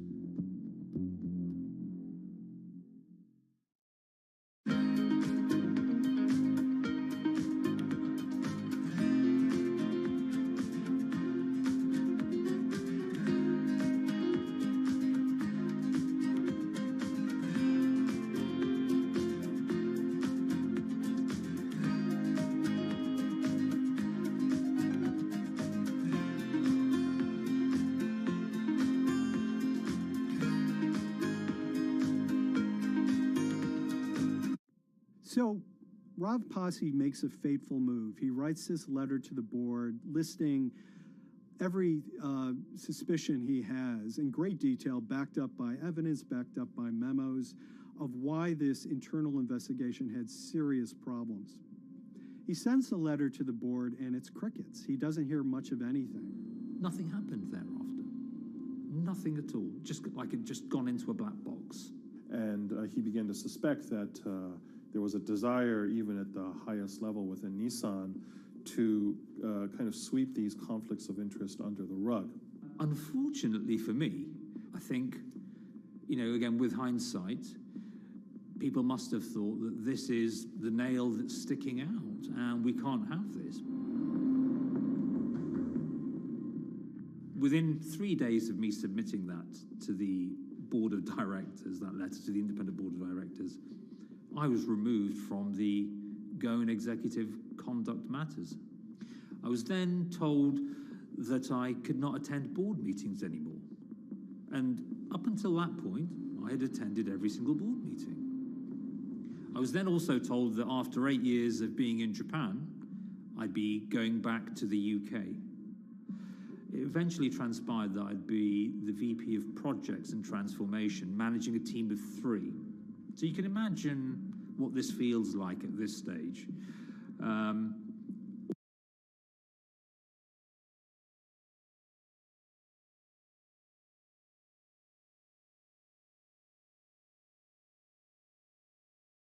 The global level to being almost demoted.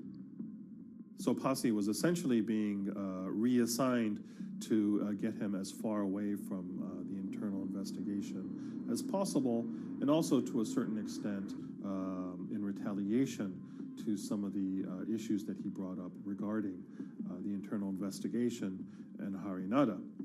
What happened to Rav Pasi can be seen as a series of corporate humiliations. I mean, first of all, his immediate responsibilities were taken away from him. Eventually, he lost, the coveted general counsel title.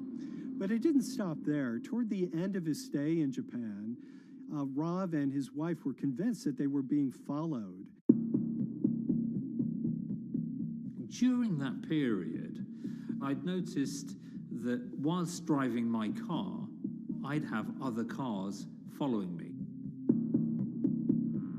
First time I noticed this was around mid-March, and I was driving, I can't remember where I was going, but this grey van, small van, just literally started following me.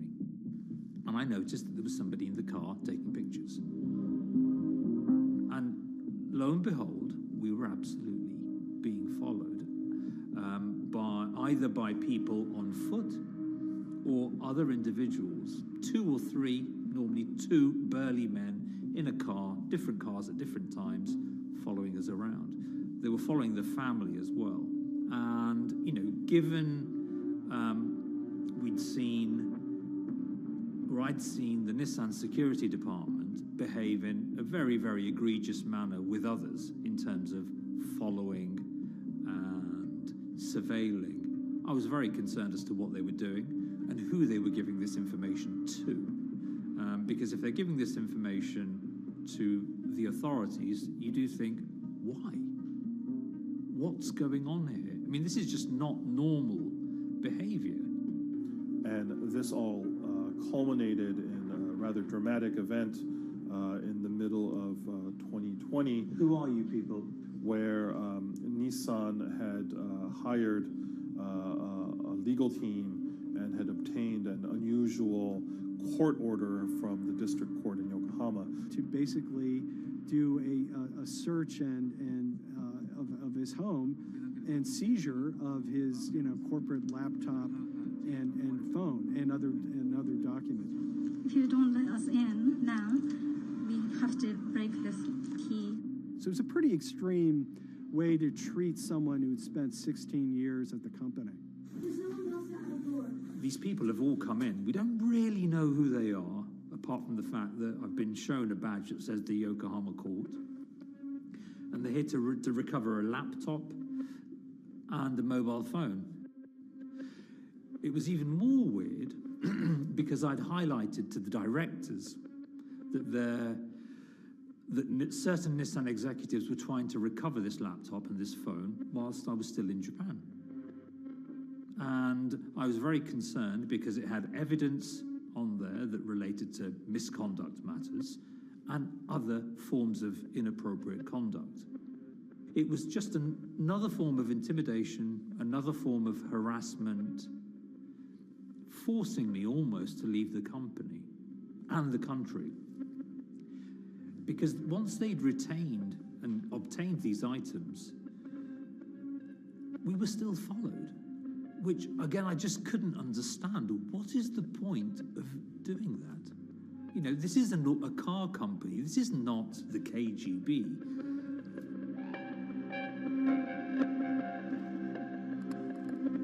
I think it's fair to say that Rob Posse didn't have full battlefield awareness of all the intrigue going on at Nissan. I mean, Harinata is interesting because he's both charismatic and charming, and one of the most brutal corporate infighters one could ever run across. This is a confidential company email, right? You should not have this.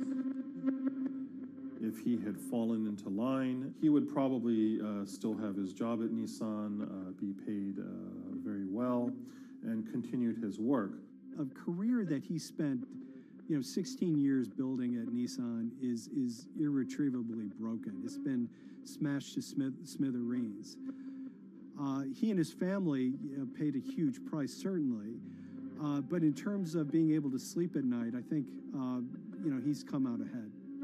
I highlighted issues to the highest levels of the company so that they could be dealt with appropriately by those in charge. There was no response to those, and there was retaliation against me. What's really profound, like absolutely profound, is that none of your colleagues, I mean people who you have known for years, forget it. Yeah. You're on your own. Yeah. And you got to be ready for that. You've got to be ready for that. If you take it on anyway.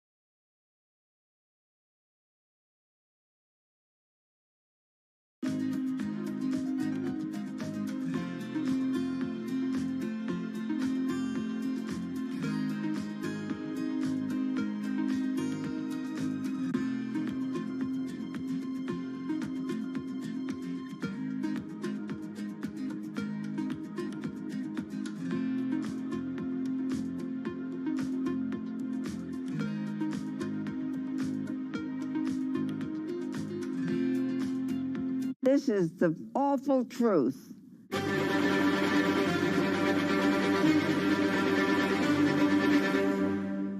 There's always someone in the family that's pushing it.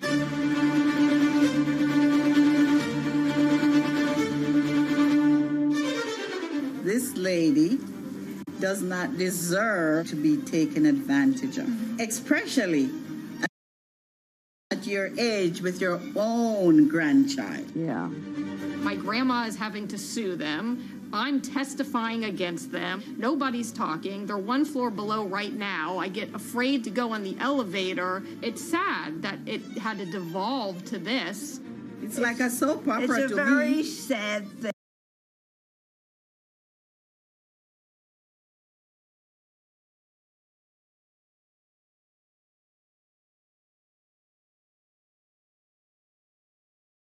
Body apart.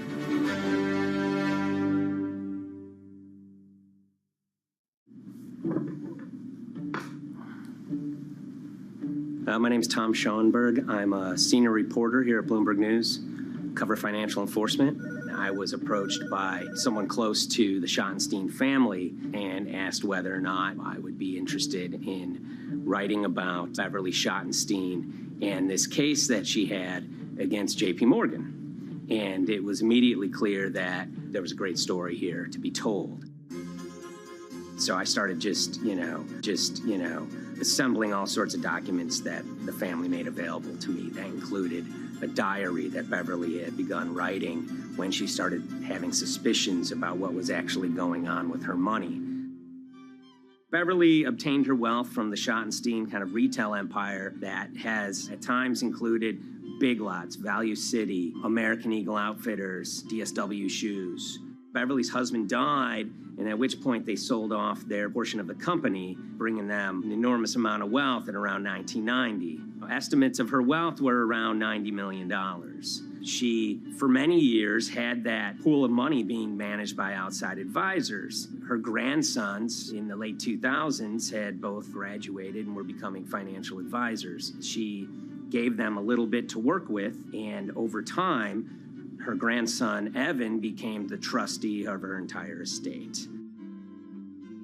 Managing sort of family money is not a conflict. In fact, some ways in wealth management, it's kind of how you get your start. It's kind of the seed that you need to sort of get going in the business. But Beverly started having suspicions that something was wrong probably in around 2016.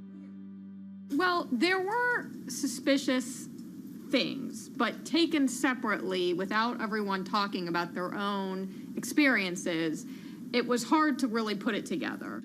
She had written a check to her caretaker, Dawn, that bounced. So she went down to her local Chase branch to sort of find out what was going on. She wasn't getting paper statements in the mail, so she asked them to print out a number of her statements having to do with her checking account and her credit card account. So we went to the bank and asked for the statements. And she got a whole year and going through all of them, page by page by page. And it was there she saw all sorts of charges that she said she didn't authorize or didn't know about. I was becoming very, very suspicious. I was starting to look in the money part, and that's what bothered me more when I saw that money was going, and I was not a big spender. Around the same time, Dawn, she starts noticing Beverly's son, who lived in the condominium below her, came up with Evan with a shredder and started grabbing papers in her office area, including some with JP Morgan letterhead, and just started sitting at the kitchen table just shredding documents over and over. Yeah, they came in one morning. They used to do it in the back. Through the back door, and they brought the shredder inside. And then they went in the drawers in the office and took out all the papers, and they started doing it. I was very suspicious because I know you don't go around and destroying papers. Beverly said that they had done this many times before. That's when she said to me, you know, Dawn, I'm going to write my feelings in this black book. Diary. And it's a diary, and she started writing. Each day she would write a little at a time. around the holidays of 2018, a package had arrived, a FedEx package, and in it were materials about a venture capital fund based out of the Cayman Islands. Dawn and some other family members take a look at this, and they see that Beverly is signed up for this fund to the tune of $5 million over the course of several years.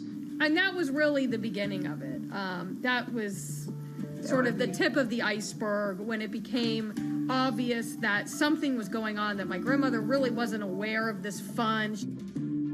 You know, Beverly started to panic. She got really upset and called, JP Morgan's headquarters in New York and asked for Jamie Dimon. She said she was told someone would call her back, but she says that never happened. She wrote a letter to Evan and Avi, and in there she laid out a number of things that were concerning her: unauthorized trading, the checking account.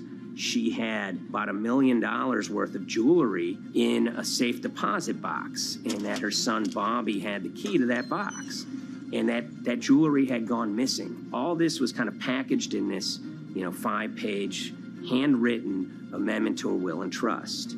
There's such an evolving narrative about why the jewelry was taken. The only truth we really know is that the jewelry is gone. But why it happened, there have been a lot of different stories. You just don't take your mother's wonderful things and hand it out. And they emailed that note to JP Morgan to seize all activity on her account. And it ended up setting off a firestorm after that.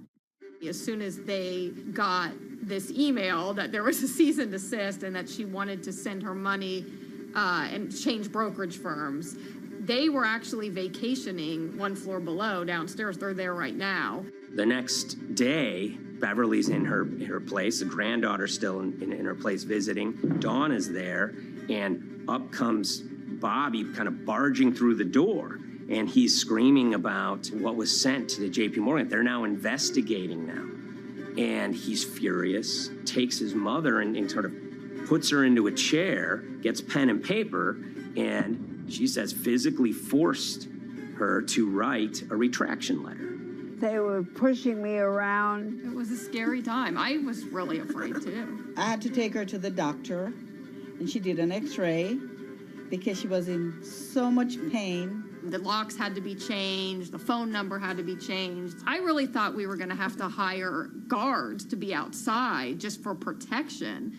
Oh, it was terrible. Horrible scene. Beverly brought her case before the Financial Industry Regulatory Authorities, usually known as FINRA. It took several months of hearings. She sees all sorts of transactions that's going on, hundreds of them that she claims that she never knew about, never authorized, but yet were logged in JP Morgan's files as having been direct requests from her.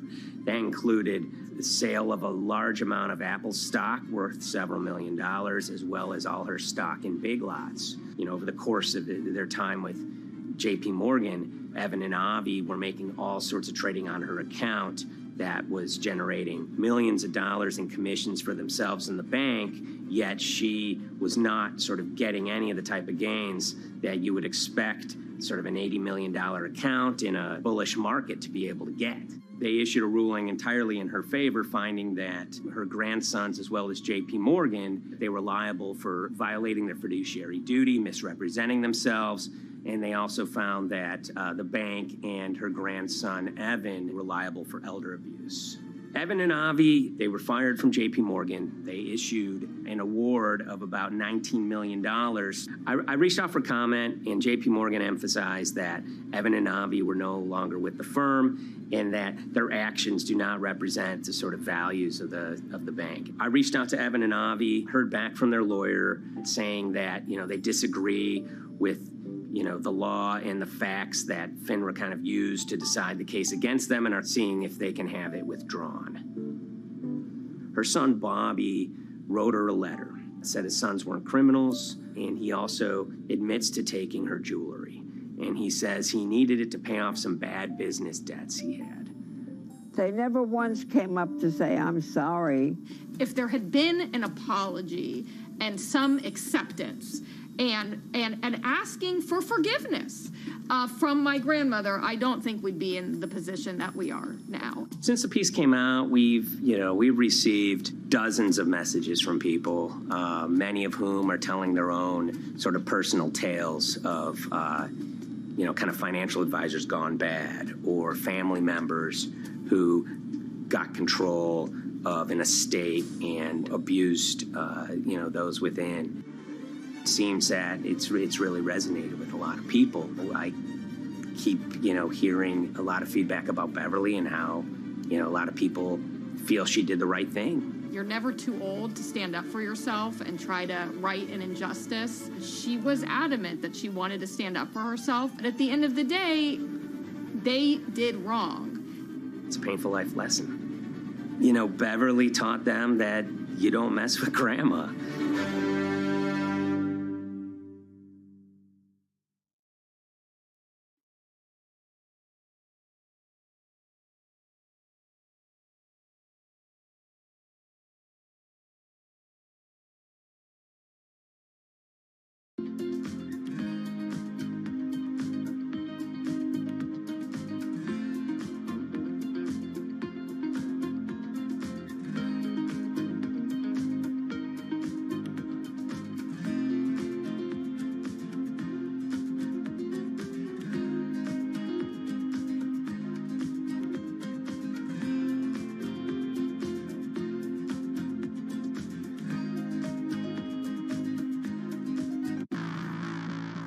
On April 20th, oil markets did something they never had before, and they crashed, went into negative territory and closed the day at minus $40. Meanwhile, in a place called Thaden Boyce in Essex, a group of 9 traders, led by a guy called Cuddles, made $660 million over the course of a couple of hours. The price of oil has collapsed to a record low. We've never really seen anything like it.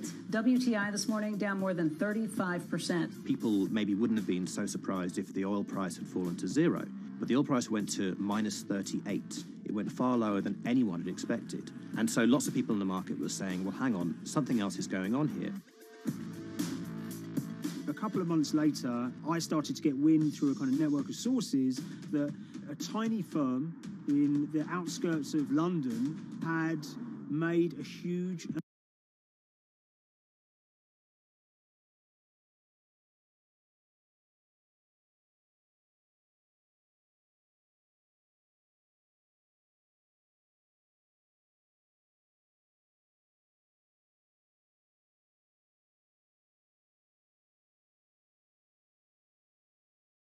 sum of money. Did they pull off what's going on, and had they actually done something that breached market rules in a bid to sort of push the market? And that investigation is ongoing.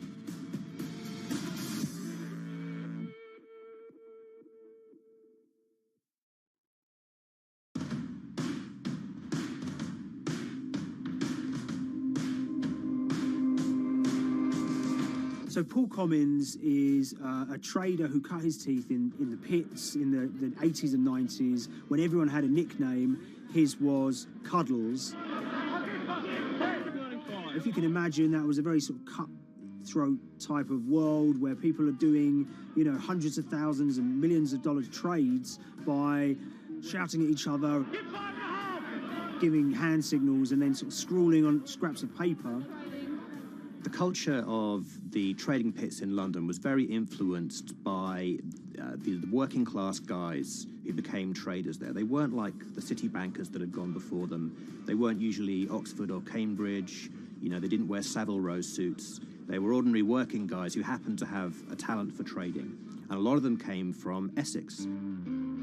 I think it was 400 traders in the pits, and Cuddles in his oil and gas pit was described to us as amongst the top 3.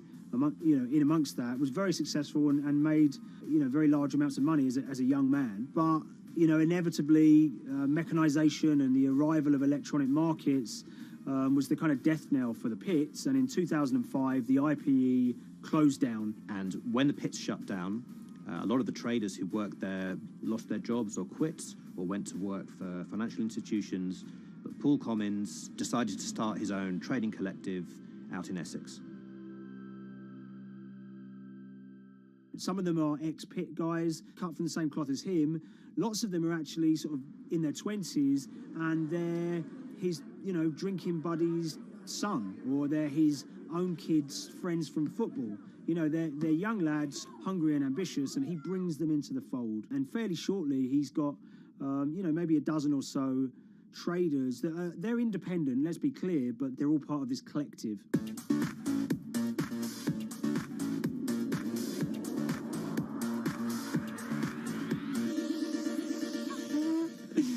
Yeah, I'll let Liam deal with Essex. I am from Essex, so I feel like I'm free to, to get into this. Sweet, as they say. If you were to ask someone in Britain how they would imagine a kind of Essex person, they would see someone who's maybe slightly flamboyant, with a sort of Cockney accent, a sort of Guy Ritchie-style accent. Not afraid to splash the cash, but it's probably pretty bright and has done well for themselves. Don't even make sense, does it? But, these guys, they drove around very nice Rolls Royces and Bentleys. They went to places like Marbella on holiday. Thaden Boyce is a very wealthy place. You have to have considerable income to be able to afford to live in that village. It's a really nice place to live, and it's 20 minutes tube ride away from the city. Earlier in the summer, we have this lead, which is that there's this tiny firm called Vega Capital London, and they were the biggest winners from the biggest oil crash in history.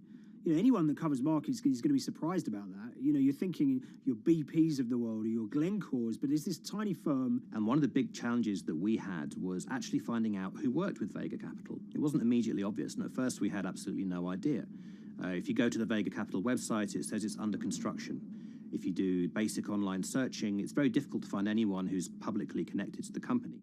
So inevitably, we're incredibly curious at this point. Like, who the hell are these people? The more reporting we did, the more it became clear that this group were connected socially as well as professionally. They went to weddings together, they played golf together, they would go on holiday together. We found out that a number of them were members of the West Ham Supporters Club in London. A few of them started companies together, so you could see all the connections between them and start to see a distinct group emerging. And it really just was this kind of shock that, this wasn't just like a hedge fund or a firm you'd never heard of. This was actually a group of buddies who all had the same experience on this day and had all made a huge amount of money. So if you're an oil trader, there's a number of different ways you can trade, and probably the most popular is WTI futures contracts. And it's basically a contract that says, I'm going to buy 1,000 barrels of oil from you at this point in the future, or I'm going to sell 1,000 barrels of oil to you at this point in the future. It's actually just a financial contract to gamble on to predict whether oil is going to go up or down. On the 20th of April in Essex, there had been signals for a while that this was going to be an exceptional day in oil markets. And we know that some of them arose early and started their trading in the early hours of the morning while it was still dark outside. Essentially what they were doing is buying contracts that gave them an obligation to buy oil at whatever the price ended up at 2:30 p.m. So they're basically placing a bet that oil was going to fall throughout the day.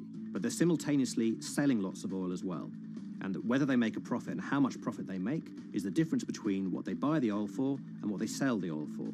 Now, of course, we now know throughout April 20th, the price dropped and dropped. So this is going very well for them. They are committed to selling oil at these prices, and the prices are continuing to fall, which means they're going to be able to offset it and buy oil at cheaper at the end of the day. Now, once it gets to kind of 1:30, 2 p.m., that's when things start to get really interesting. Suddenly there's a kind of influx of buyers and sellers, as desperation increases in the market and trading volumes go up. Now at 2:08 p.m. exactly, something bizarre and unprecedented happened, which is that oil passes into negative territory. And it fell to a record level of minus $38. We've never seen anything like it, period, in terms of the contraction of the global economy. That huge gulf between what they were buying the oil for and what they were selling it for enabled them to make more money than they ever thought possible. So their profit was the difference between minus 37, and all of these positive numbers on every contract they sold. The price of crude briefly hit minus $37 a barrel. For one group of traders operating from a small office, it was a very, very profitable day. It's important to remember this had never happened before in the history of oil trading. No one could have predicted it. I can't think of another example of where you enter a trade and you get paid on both sides. You get paid both to sell and to buy. It's unthinkable. One thing we know about the Cuddles Trading Arcade is that they were very comfortable taking large risks. And, you have to be clear, this was a large risk. Yeah, we spoke to oil traders, both people that know these guys and people that don't, and they all say that this is, incredibly risky. And that's actually what stops a lot of oil traders doing trading like this. They simply aren't willing to stomach the risk. But Cuddles and his friends were. So when the kind of final calculations came down, the group of the 9 most profitable traders made $660 million or thereabouts between them. I mean, if you can imagine, I think 3 or 4 of them made in excess of 100 million each. One of the astonishing things about this trade is that 2 of the individuals who made more than $100 million in a single day were in their 20s. One of them was 22 years old. Only a few years earlier, he'd been posting on his social media about doing teenage stuff with his mates in town and going to see girls and rap music. And here he is a few years later making $100 million in a single day's trading. When me and Liam discovered that, we couldn't believe it. We couldn't believe what we were seeing.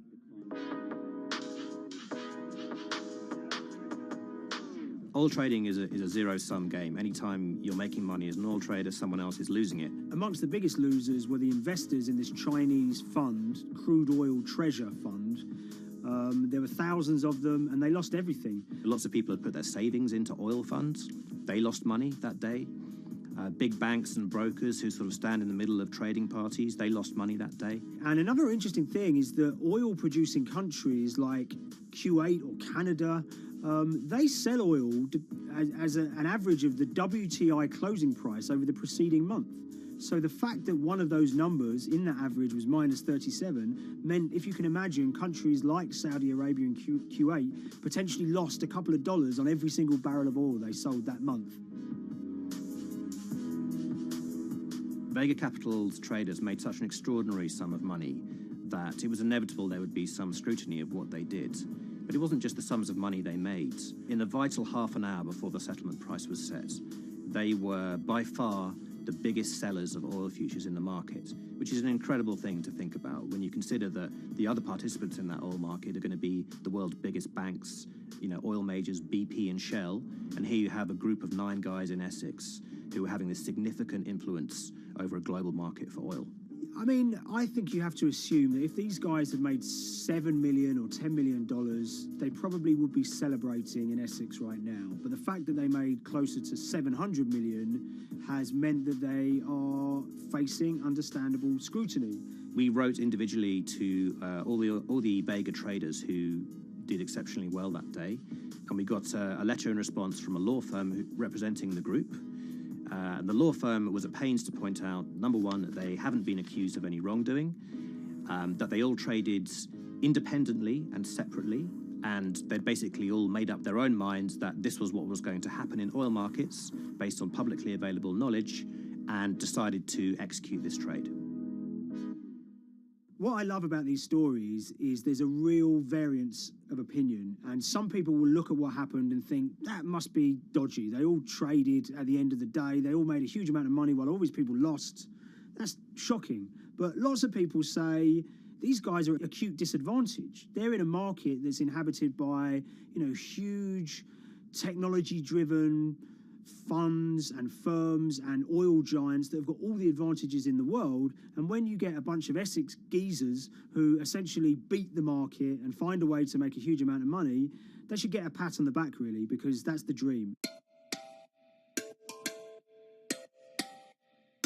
Since this happened, a lot of the guys have stopped trading the monthly settlements that they'd done so well at in the past. Several of them have set up new companies. They've essentially gone very quiet. Any kind of social media presence they had has kind of closed down. By all accounts, they're, waiting this out. It's certainly too early to try and predict how the regulatory investigations are going to pan out. We just don't know. There's a number of potential outcomes for these guys.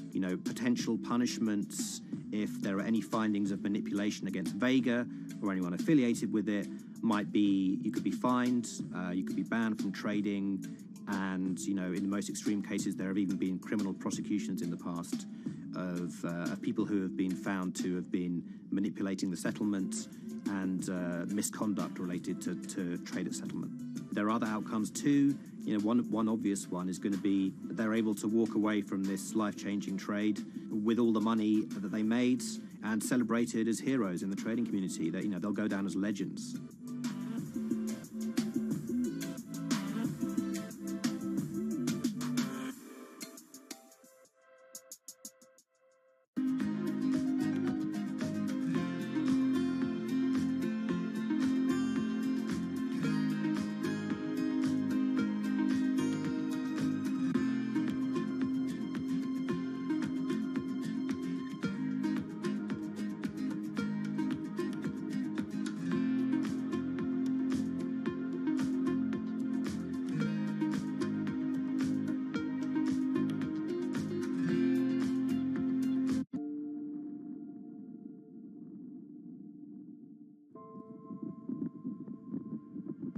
It's very important, given the nature of the climate crisis right now, for the general public to have an understanding of what progress is or is not actually happening. And I think many readers right now, they'll see these hundreds and hundreds of companies making these big, bold climate claims.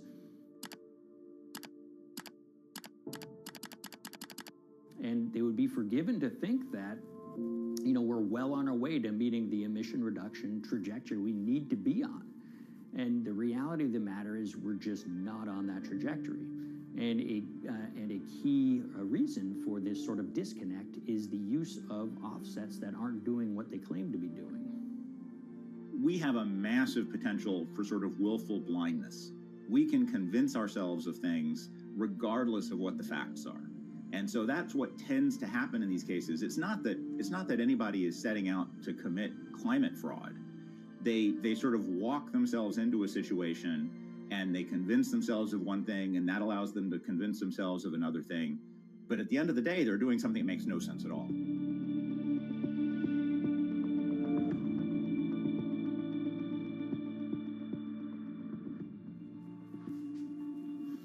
My name is Ben Elgin. I wrote the story about how the billion-dollar market for carbon offsets is setting back the fight against climate change.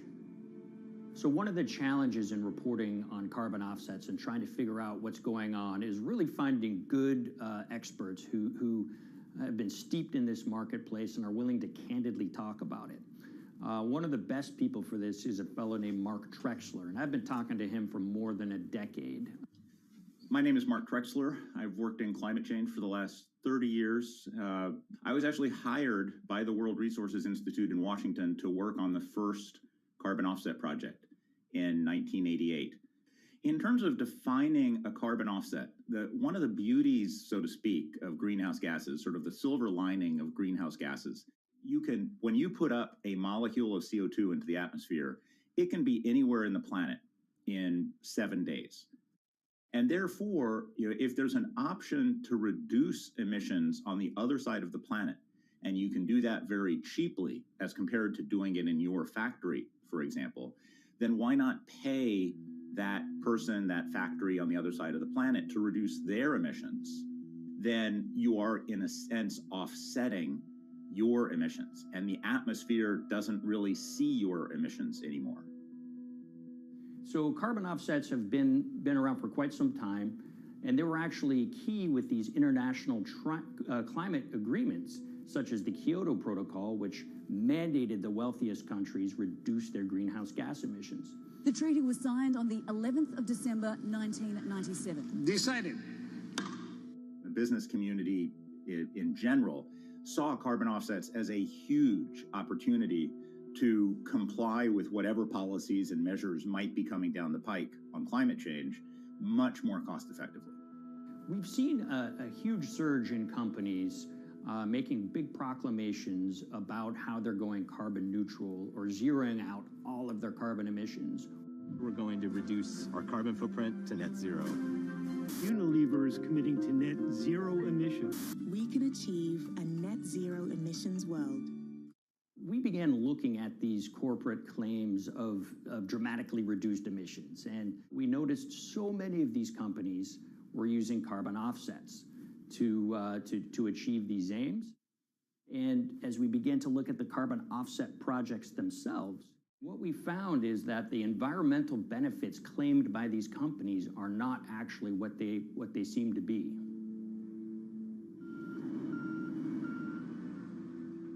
And as we sort of saw and spotted a number of these very aggressive carbon offset projects, which appeared to be generating inflated credits or bogus credits, we saw a number of them were associated with the Nature Conservancy. This surprised us. The Nature Conservancy is the world's biggest environmental group. They have about $1 billion a year in revenues, and they've been around for 7 decades. They've preserved about 125 million acres of land, and they've done so many good works over the years, and they've been very strong in terms of working with corporate partners. The Nature Conservancy has taken a different approach, a very pragmatic and pro-business approach. They will not go out and criticize a big polluter, but they're very happy to work with them. Some might say that, well, that's selling out, but others would say, and those at the Nature Conservancy would say, these companies have deep pockets. They can help fund important preservation work, and we have absolutely no problem working with them on this stuff. So companies are very warm, and they've partnered with the Nature Conservancy for many years. And yeah, it definitely lends a sheen of credibility to these projects. Here's 20 new reasons to visit Disney World this year. 1, 2, 3. If you look at, for instance, Disney, that's a sprawling company with theme parks and cruise lines that burn up diesel fuel. They have office buildings and television studios that consume electricity. So these companies are trying to make major reductions in their carbon footprints, but it's very difficult to change these fundamental ways their businesses operate. So Disney has been a big buyer of carbon offsets that are orchestrated by the Nature Conservancy. One of the projects that they buy from is called Pennsylvania Ridges. And that's a plot of land. Most of the land is actually about a 3-hour drive outside of Philadelphia. Interestingly, this land, 3,000 of these acres, was actually acquired by the Nature Conservancy in the late 1990s. This land was imminently threatened. There was a pending logging contract on this land. So they do what they've done so well for all of these years, which is they go out, they raise money from local philanthropists, and they go buy this land to protect it from developers and loggers. And at the time, according to an archived version of the Nature Conservancy's website, when they were proudly announcing this deal, they said, these threats have been abated because of this acquisition by the Nature Conservancy. So it's really interesting now, fast forward 2 decades to earlier this year when they put forward this carbon project. And if you look through it, this land is a key part of that carbon project. And what they're now saying is this land is now, once again, imminently threatened. 72% of the trees are going to be cut within 5 years. Now, this is just astounding because this land is owned by the Nature Conservancy. They do not clear-cut land that they've bought through philanthropic donations. So this scenario that they've put forward to get carbon revenues is not really plausible. And what that means is when you have Disney coming in and buying these credits, when it eventually lowers its carbon footprint because of these credits, well, that won't be a credible or truthful claim by Disney.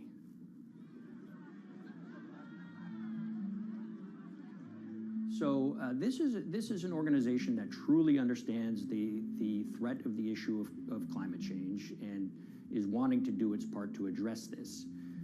However, in this situation, it just appears their drive, which they've had for decades, to increase the amount of revenues that it can use for land preservation work, Nature Conservancy and many others see that the carbon credits as a pot of money that they can tap into to further their own benevolent aims. But unfortunately, what this has resulted in is claims of climate progress that just aren't really happening. So the Nature Conservancy defends vigorously these deals, and they and others will say, look, our projects are just following the rules that these registries set up. So some would also put some of the blame on the registries themselves because they're setting up the rules which allow these vapid projects to get up and sold. So we've reached out to all of the companies we mentioned in this story, including Disney. They didn't want to be interviewed for this story, but they all told us that, look, we have to rely on the experts out there, and those experts, they say, are these carbon registries that have been set up. Most of these Nature Conservancy deals are set up and sold on this exchange. It's called the American Carbon Registry. Now, it's the oldest of these registries that allow voluntary carbon credits to be sold. They've been around since 1996. What these offset registries do is they set up rules, and any carbon offset project has to follow those rules. But there's this tension that's always there. If the rules are too strict, then it's going to be very hard for carbon offset projects to get up and running. So there's this balance going on where the registries want rules that attract projects, but they don't want it to be so strict where it will disincentivize projects from getting listed. One of the challenges with designing carbon offset systems is that there are normally two people at the table. You have buyers and you have sellers. And to some extent, you have policymakers, but you know, the buyers and the sellers are really the ones with the expertise, with the incentive to really participate hard, make a lot of things happen.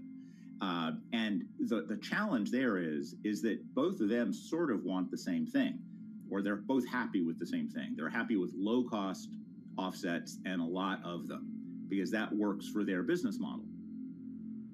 You end up, though, with nobody really representing the atmosphere, so to speak. Nobody's really representing the climate in those discussions. And so the policies end up biasing the whole system, and you end up in sort of a race to the bottom, and that's what we've seen happen. You know, when it comes specifically to the topic of carbon offsets, you know, I am a fan of carbon offsets in the sense that they can help mitigate climate change. They absolutely can.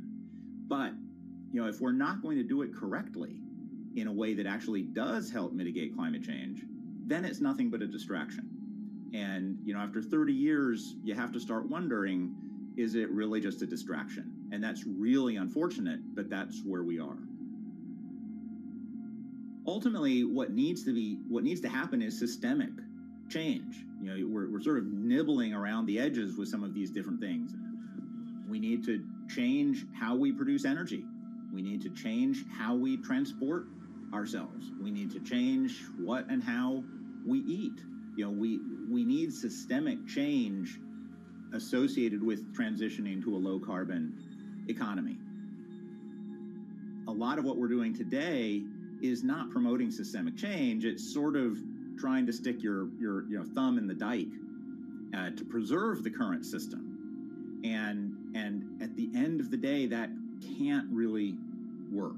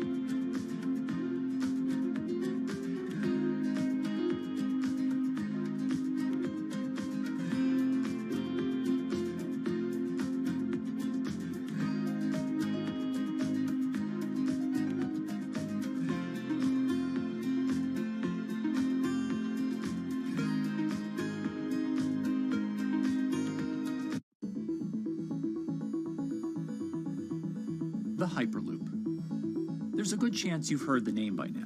This is the Hyperloop system. It can take people hundreds of miles in minutes. The Hyperloop, a series of tubes that would transport people in pods at ultra-high speeds over long distances. This is a remarkable new form of transportation that can whisk people from city to city in a flash. 29 minutes from New York to D.C., 30 minutes from L.A. to San Francisco. For years, we've been seeing these futuristic, utopian renderings of some cross between a spaceship and a monorail. But lately, the Hyperloop is becoming much more real. Yes. It was surreal to be even sitting inside a Hyperloop, and just even more incredible to actually be like riding down a track in something that was nothing more than a crazy idea 6 years before. Companies all around the world have been developing and testing the technology needed to propel passengers at speeds of over 1,000 kilometers per hour. But for many, speed is only the first step to unlocking the full transformational effects of a new mode of transportation. Fast is what we just sort of take for granted in the Hyperloop world. It's the network effects that really deliver the benefit. And that opens up a completely different scale of economic opportunity.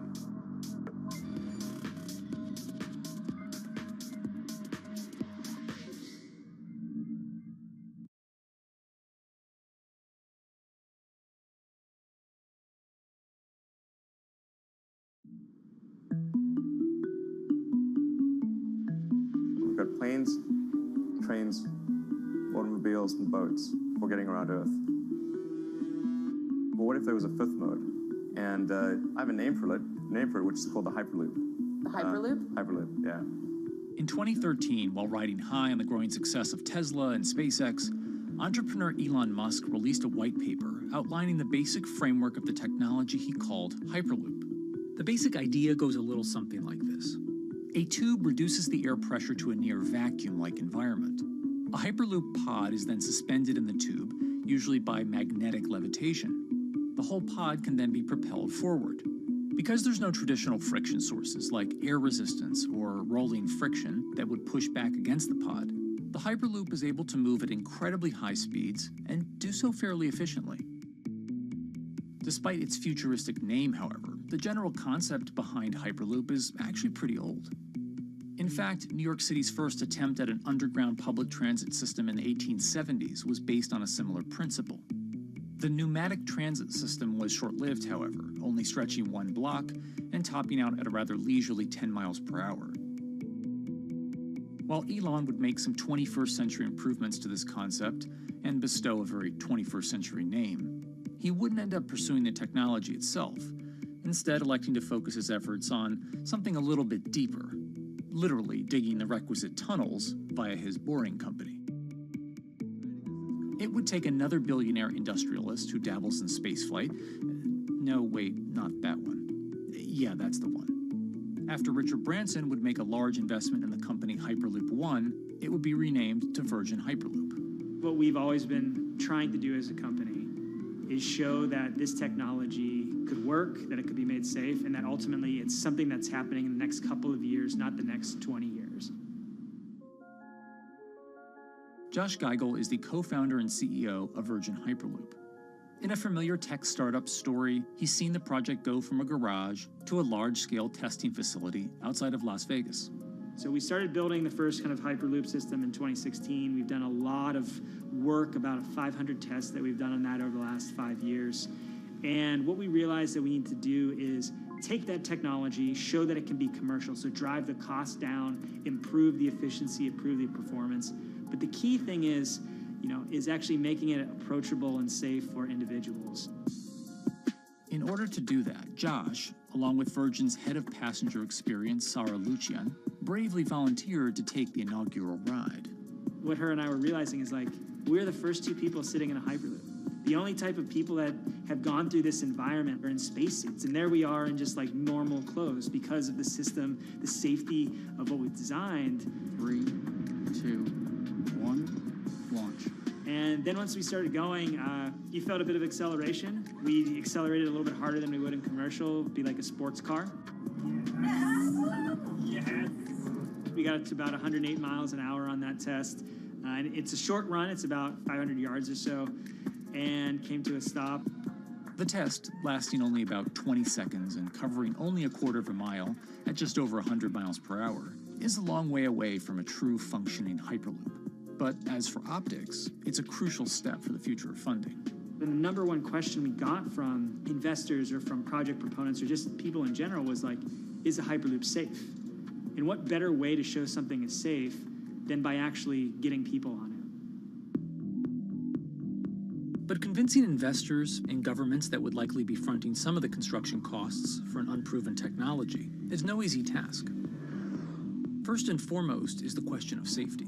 Most people don't know how an airplane works, but yet they get on an airplane. They get on an airplane because, it's faster than driving, and most importantly, they've probably gotten off of one before, they've seen someone get off of one before. And so what we set out to do was actually show that Hyperloop could be safe with two normal people, not astronauts, not adrenaline junkies or test pilots or anything like that. Two normal people getting on a Hyperloop, and then most importantly, those two people getting off.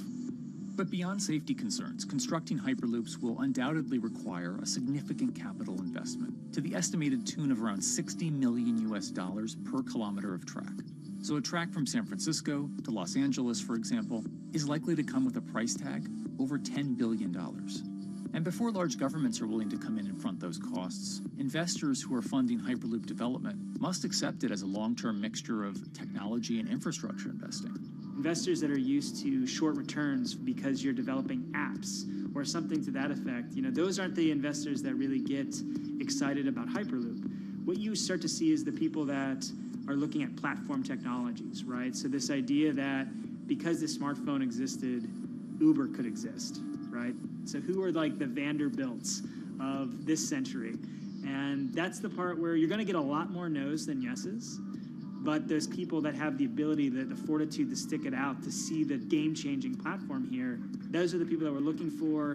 And since we've done that passenger test, there has been a lot of interest that's really, this is a lot sooner than I thought.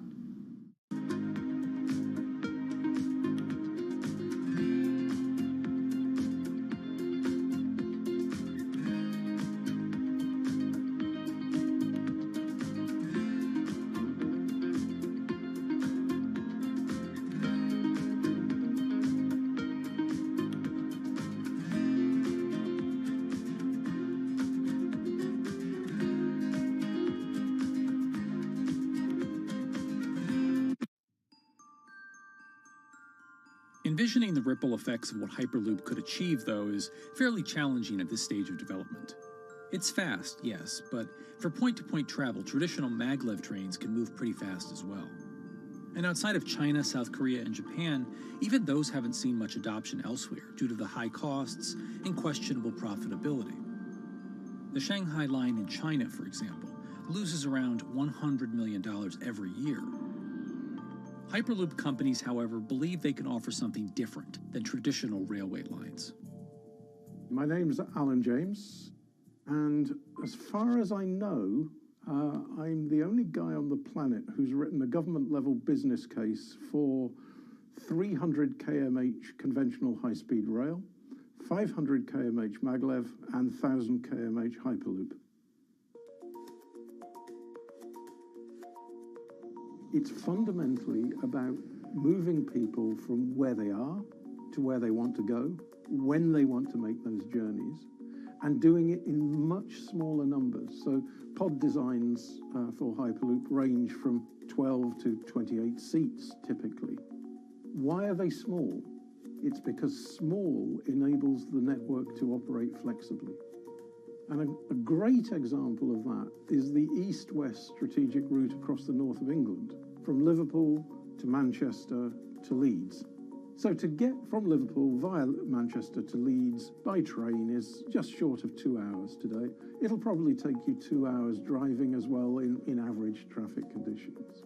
Net result is those three city regions remain three separate entities: Liverpool, Manchester, Leeds. There's very little commuting traffic between those urban areas. Hyperloop absolutely changes that from the ground up. Liverpool to Manchester is a 5 or 6 minute journey. Manchester to Leeds is also a 5 or 6 minute journey. What that effectively does is create a single super city economy. In this vision, the Hyperloop acts a little more like a highway, where pods have fixed destinations and don't need to stop along the way. Meaning you can travel on a Hyperloop network from, say, Liverpool to Leeds, while the pod behind you travels from Liverpool to Manchester. And if that metro Hyperloop network is connected to other networks from the same location, you could travel from Liverpool to Paris or Liverpool to Amsterdam, all without making a single stop. For passengers, for business, for leisure, that is utterly transformational. For high-value freight and logistics, it's equally transformational. But critically, if you do a Hyperloop network at scale, you begin to deliver massively significant carbon savings too. A multi-regional Hyperloop network could become a replacement for both short-haul passenger and cargo flights and traditional ground transportation, both of which are significant carbon producers. One Hyperloop-connected distribution hub, perhaps at an airport that is predominantly used for international air freight, replacing maybe 10, 12, 15 distributed road hubs.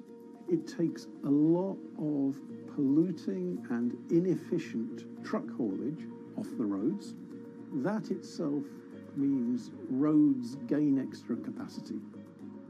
Hyperloops will still need to use electricity to both move pods and maintain the near-vacuum environment in the tube. Proponents of the technology believe that this can be done by using renewable sources, including a combination of solar panels and battery technology that could be used along the Hyperloop itself.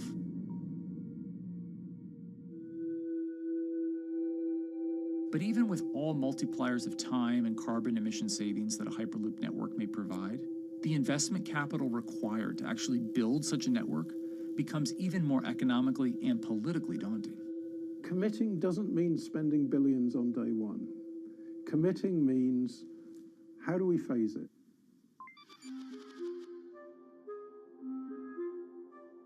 One company in the Netherlands is working to develop that technology, and perhaps more importantly, the international coalition needed to make the Hyperloop network a reality. So we are here in Europe's first full-scale Hyperloop test facility, where we can already prove every conceptual technology of the Hyperloop. This is Tim Houter, a co-founder and CEO of Hart Hyperloop, headquartered in the city of Delft. And while this testing tube might not seem as large as others, inside is a key technology to create the on- and off-ramp type infrastructure of a Hyperloop network. That is, a lane switch. That's something we can already test here. You can actually see it here, that the track is diverging from one track into two. That makes it possible to eventually split up the Hyperloop track in two sections. And in that sense, you can create a complete Hyperloop network that in the end will make it possible to travel, for example, over a whole continent. Take Europe, for example, with the same ease as you can now travel with a metro in a city. The nice thing about this magnetic levitation system that we have developed is that there's absolutely zero moving components in the track. So for example, if you have to do a lane switch, all you do is that the tube basically splits up, and statically the tracks also split up. And whenever the vehicle enters a switch, it either pulls itself to the right with its magnets, or it pulls itself to the left with its magnets.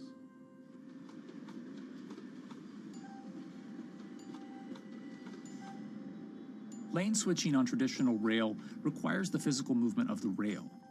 Even modern magnetic levitation tracks use lane switching techniques in order to transfer trains from one track to another.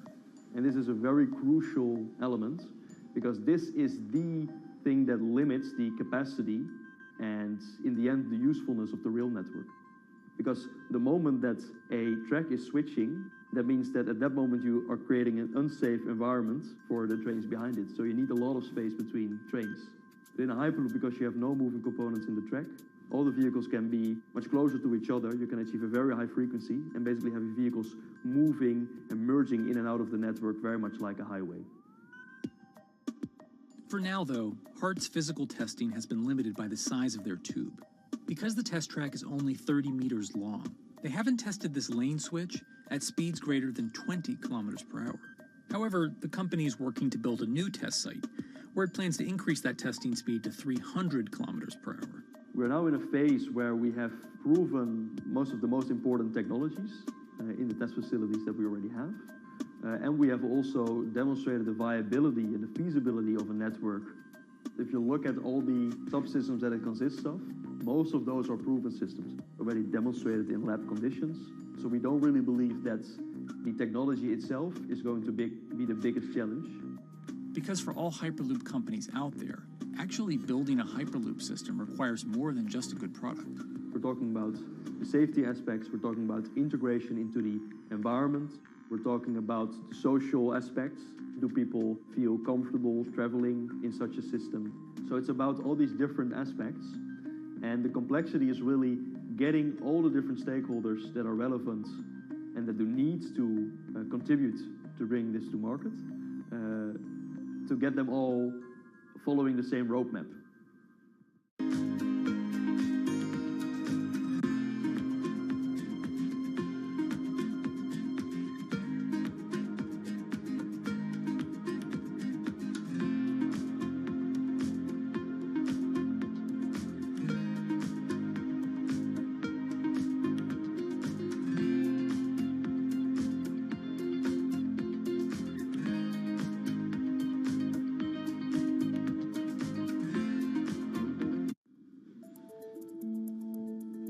In order to help build this coalition of private and public interest in Hyperloop development, HART in 2018 partnered with other Hyperloop companies from Europe and Canada. The goal was to define, establish, and standardize the framework to regulate Hyperloop systems. Right now we are working with all the Hyperloop developers together in setting up the first, let's say, structure for starting the standards drafting. One of the most important goals for HART is interoperability, which is essentially making sure that different systems can communicate with each other. Interoperability is so important because what we want to achieve is actually have this seamless travel experience. So you don't want to end up, for example, going from Madrid to Paris and then switching because you need to use a different technology to get, for example, to Amsterdam. The idea being that as companies around Europe create the first commercial Hyperloop tracks between individual cities, one day those can all be connected to a larger network. Everyone that believes that Hyperloop is a future transport system also realizes that there is a need to have this network because that's where Hyperloop thrives. Hyperloop is such a huge project. It's definitely not something that you can do on your own or as a single company. So you need to do it with a lot of other companies. You need to have the governments. I think in that sense, the biggest challenge that we've encountered is to really get all the required parties together to take the steps in development and in commercial implementation. HART's next plan is to build the European Hyperloop Center, an open testing facility which will include a 2.6-kilometer test track. And the company hopes to test travel speeds there at up to 700 kilometers per hour.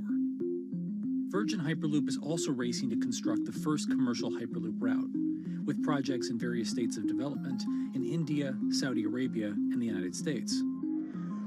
Recently, the company announced plans to build a Hyperloop certification center in West Virginia, which will include a 6-mile-long test track.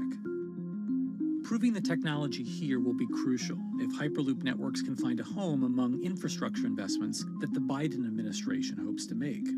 The idea that there's multiple Hyperloop companies, I think, is a redeeming aspect in the business. People really want to see something happen, so having multiple people move forward is good for that. I was struck when Josh and Sarah rode the pod. 2 or 3 of the major outlets used the phrase, "We now have a new mode of transport." And although all of that technology had existed before those 2 human beings rode it, it was the moment at which those 2 human beings traveled that short distance down the tube that in popular imagination, Hyperloop became a mode of transport. The metaphor I use with my team is that, the Wright brothers were first, but none of us fly on Wright Brothers Airlines anymore. If you don't continue to innovate, you're not going to be around, and so we'll continue to be at the forefront of building Hyperloop. Back in 2013, Elon had an idea.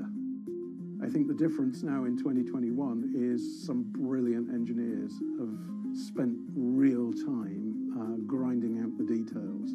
And I thoroughly expect the next 3 to 5 years to be decisive.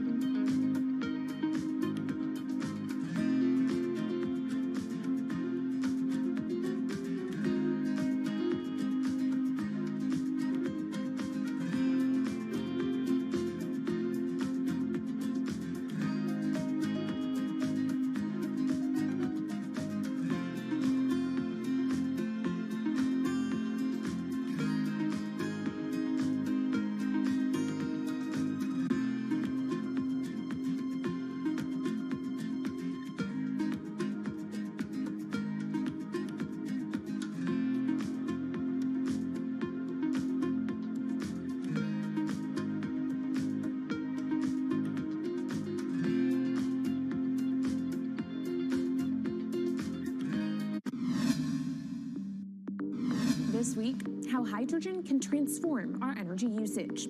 We'll look at why the universe's most abundant element could be a game changer in the climate revolution. Hydrogen technologies are not new. They are used in other sectors. We use them in space, on our rockets, and we don't need the laws of physics to change to be able to use hydrogen on our planes.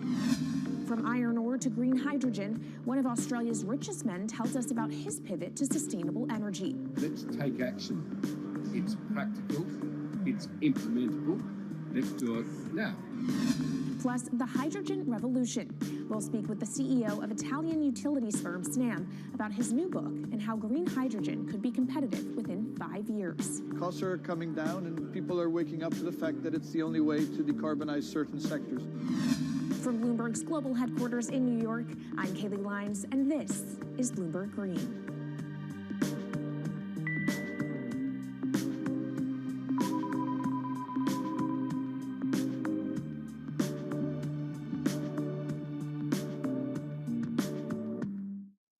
It's a new year, so here at Bloomberg Green, we're highlighting new solutions in the fight against climate change.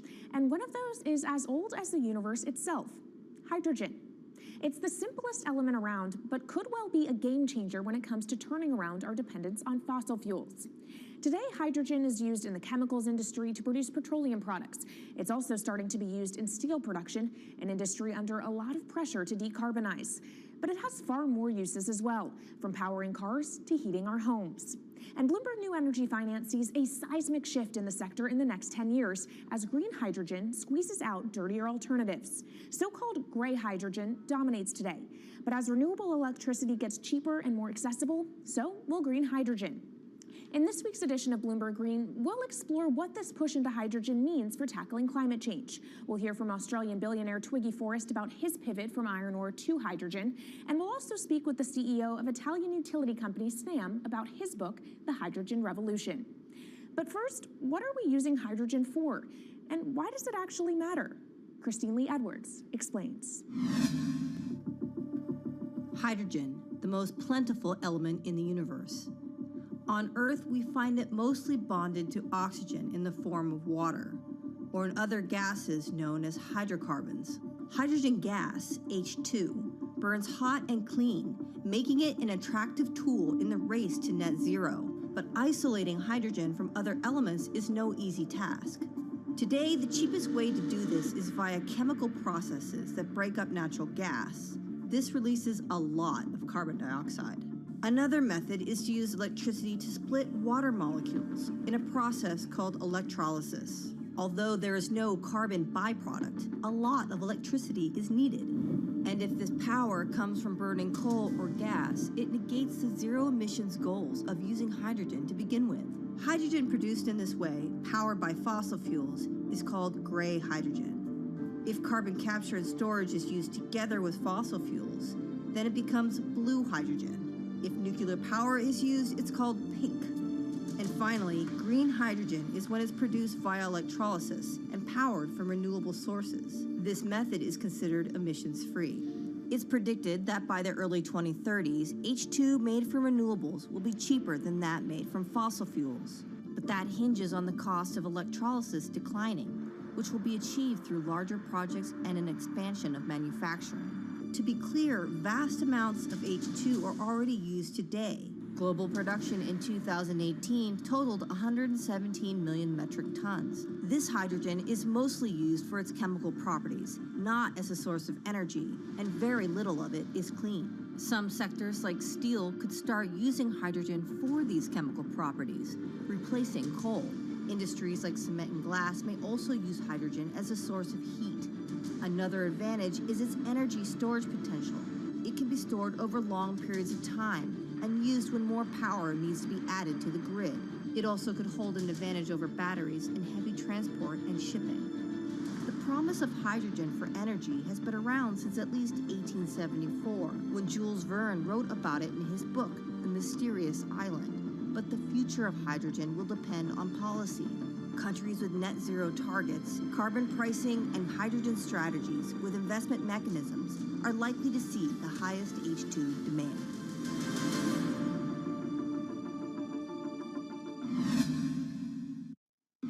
That was Bloomberg's Christine Lee Edwards explaining what hydrogen means for the energy transition. But how are businesses approaching the sector? Well, one of Australia's richest men is making a big play into hydrogen. Andrew Forrest, better known as Twiggy, made his fortune from iron ore, being the chairman, former CEO, and major shareholder in Fortescue Metals, one of the world's biggest miners. But after having made over $10 billion in profit from the metal in the last fiscal year, Twiggy wants to transform Fortescue into a clean energy company. He's been scouring the planet in search of investment opportunities in hydrogen and renewables. The firm plans to allocate up to 10% of its annual profits for green energy investments and is exploring projects across the globe, from Indonesia to Argentina. Francine Lacqua caught up with Twiggy Forrest. There's only one type of clean hydrogen, all the rest is dirty. Yeah. That is green. If you just say green hydrogen is clean, the rest is dirty, then you've actually nailed it. And, you know, anyone else who produces any other rubbish, any other argument, just look them there and say, why is global warming accelerating if anything you're saying is true? And then you'll know, actually, it's greenwashing. Yeah, but there's a lot of greenwashing because I keep on being told it's a transition. We can't just, make the transition at a click of a finger. So what are we doing wrong? What can we do better? I don't remember the personal computer having to transition the typewriter. I really don't remember that. I don't remember the smartphone having to transition the pocket calculator and the old landline. You know, its transition line is complete rubbish. The lie got put to it 2 days ago when JCB, a really loved British company, every right for the country to be part of JCB, and Fortescue, holding a bit of a similar reputation, fantastic track record, everyone's done super well from Fortescue, huge balance sheet, super strong. When those two companies got together and agreed a $7 to $9 billion US agreement per annum, right, then that's a real wake-up call to say, hang on, green hydrogen is obviously commercial now. You know, every other form of fossil fuel hydrogen, you know, it can compete with it on price, it can probably lose on price, but what we know, it is cooking the planet.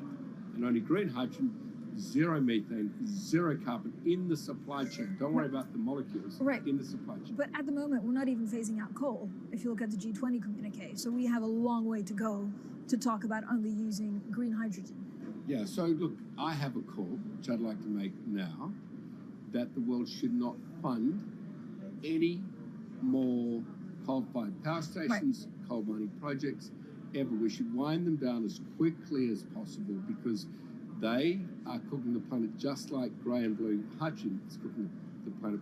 Yeah. You know, hydrogen, which is not made from renewable electricity, is releasing 10 to 16 times more carbon, let alone the methane, which is worse, than it is hydrogen. So we've just got to stop doing things which are self-harming under the guise of greenwashing. So why are leaders so slow? Even if you look at the appetite for ESG investments, they're growing exponentially, so are emissions. So where are we allocating capital?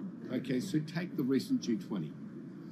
There's probably a reason why there wasn't strong action coming out of the G20 because people were not aware that major transactions between large companies were taking place now on green hydrogen, that actually this pollution-free all the way through the supply chain fuel is now being transacted at multi-billion-dollar scale.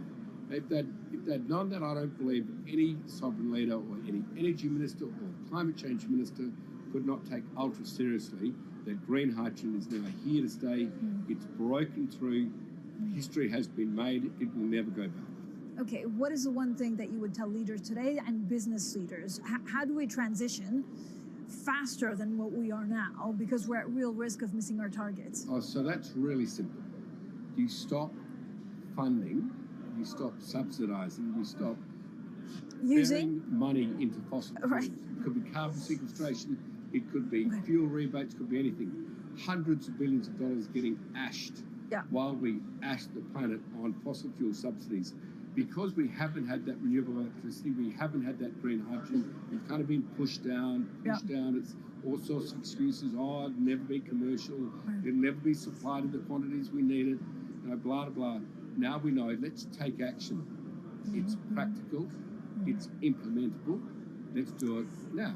Okay, if we do it now, is there going to be a shock to the energy system? Is there going to be a shock actually to economically? And is it worth, you know, not talking about transition, just going from A to B?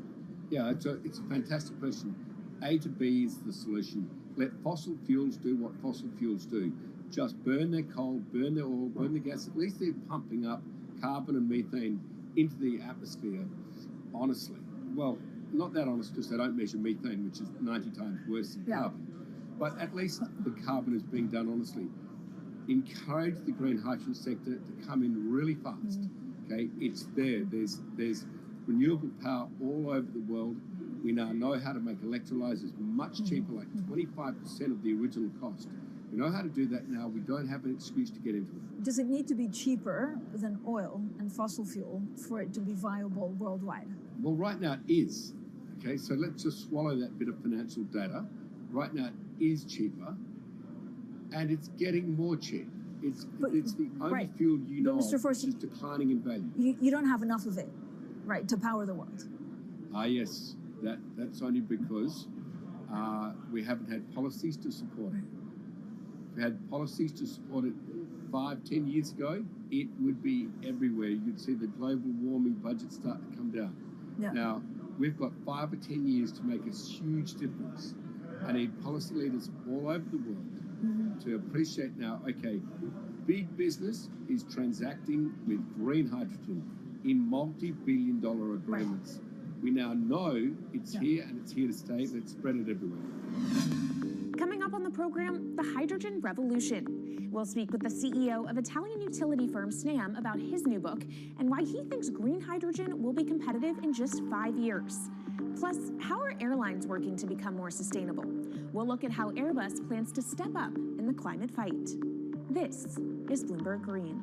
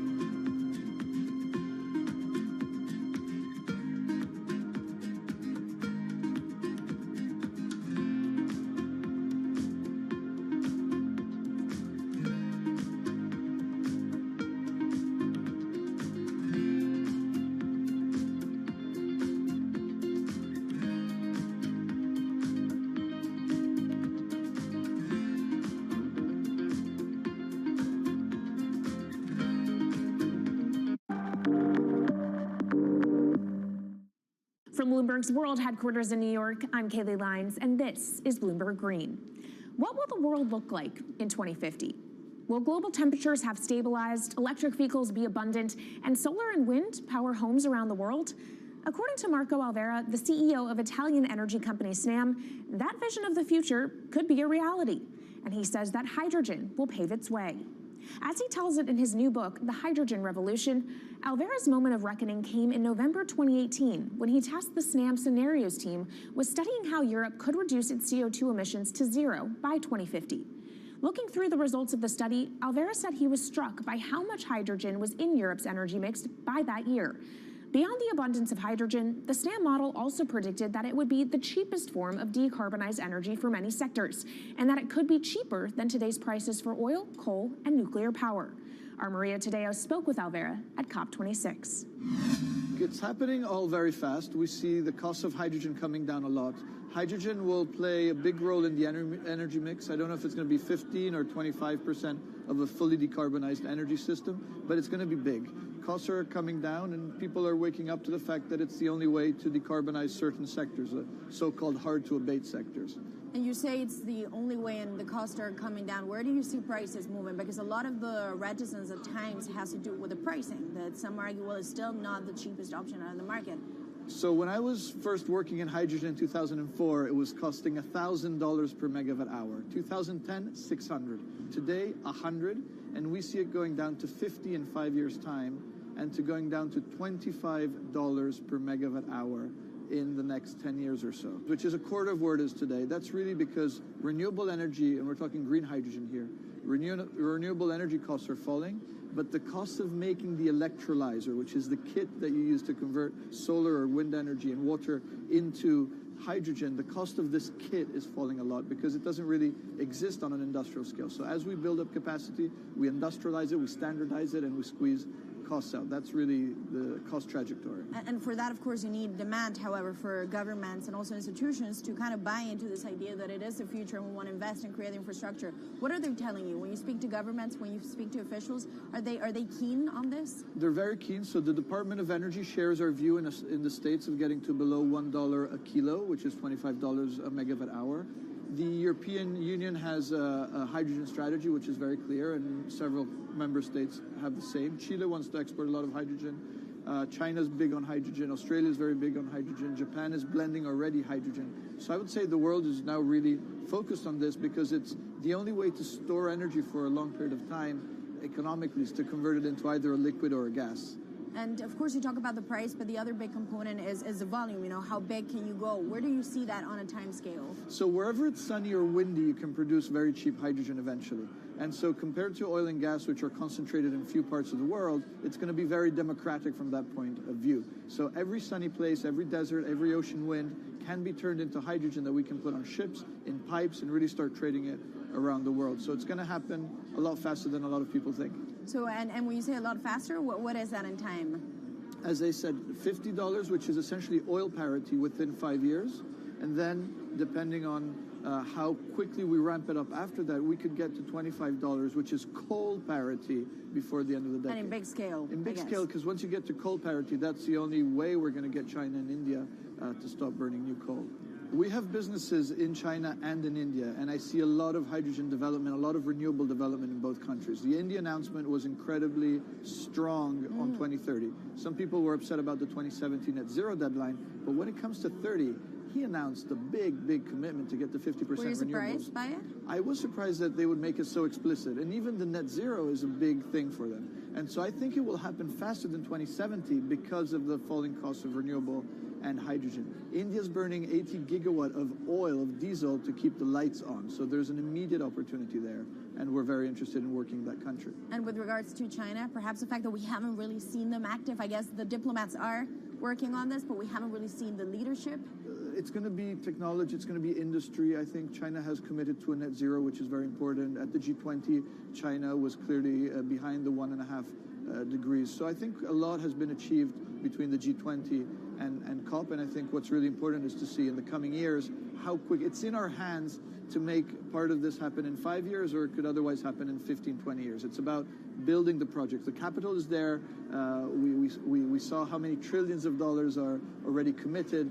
What's missing is really the projects, and that's where companies like us step in. Marco Alvera, CEO of SNAM there, speaking with our Maria Tadeo. Let's turn now to the aviation industry. It's a big contributor to global greenhouse gas emissions, and it's under pressure to change that. In October, the International Air Transport Association, a trade body representing airlines, approved a target of achieving net zero emissions by 2050. To achieve that, many airlines in the US and Europe are looking to buy sustainable aviation fuel made from renewable sources like used vegetable oil. Initiatives like these are pushing plane makers to come up with some radical new aircraft that will eventually cater to our growing appetite for travel without hurting the environment. We took a look at how Airbus, the world's #2 aircraft manufacturer, is stepping up to the challenge. How long until we can fly emission-free? Airbus says it's more confident by the day it can be done by its 2035 target.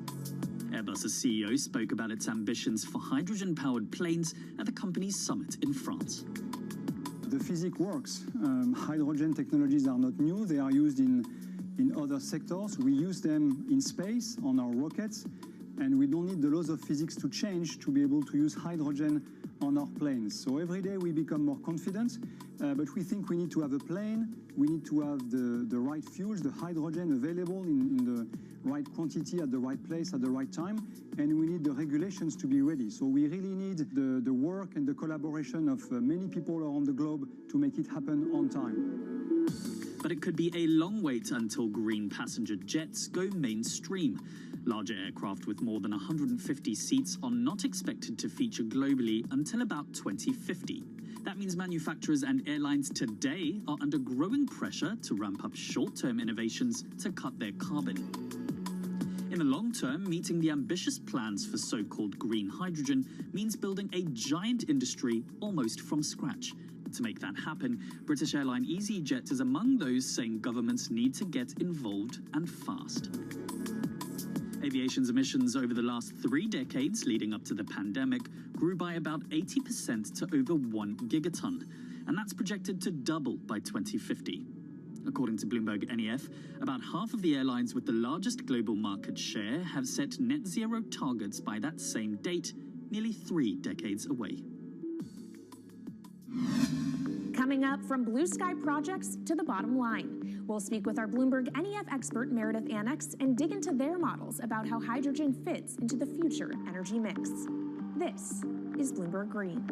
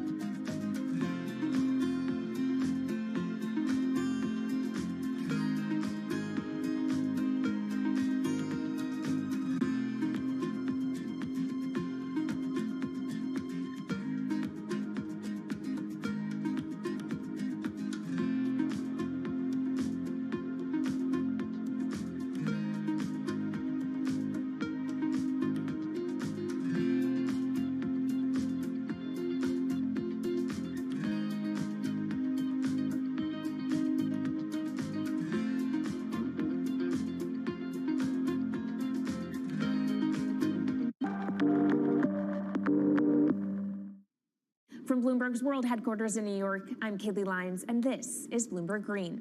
Now let's bring in Meredith Annex, our Bloomberg NEF hydrogen specialist, to talk more about how hydrogen could change the energy landscape. So Meredith, what place do you think hydrogen is likely to have in the future energy mix globally? Hydrogen's this incredible solution for us as we look to decarbonize because it's a perfect solution in areas that are hard to electrify. So where we like to think about hydrogen playing a role, it's in things like heavy industry, especially where you need a feedstock as well as energy source, and in things like dispatchable power, long-haul transport, maybe even shipping and aviation. That sounds great that it can be used for such diverse industries. At the end of the day, though, how much is this going to cost? Well, that's the amazing thing about hydrogen, because depending on how you make it, it can actually see significant cost declines in the future. So when we're talking about clean hydrogen, we usually mean green hydrogen produced from renewable electricity. And in that case, your hydrogen is almost as cheap as the renewables that are used to make it. So if you're in a place with really good renewable resources, you'll be able to have cheaper hydrogen. But even in places with less good resources, we think that hydrogen can be cheaper than $1 per kilogram, which is the price of unabated hydrogen today, and around $8 per million BTUs for those who prefer to think in energy units. And that can be achieved anywhere in the world by 2050, we believe. All right, so let's talk about kind of the pros and cons list. I don't know where cost fits into that, but what are the advantages to hydrogen over other renewables, and then what are the drawbacks? Yeah, main advantage is the fact that hydrogen can serve roles that electrons struggle with. And that's things like seasonal storage, for instance, or just anything where you need storability, where electrons are harder to store, hydrogen is going to be easier. That also leads to a downside, though, because hydrogen is less energy dense than the usual things that we use for storable energy today, like coal or oil or natural gas.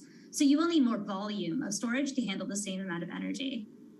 Let's talk about the viability as well and how it may differ in different geographies. What is your view on that?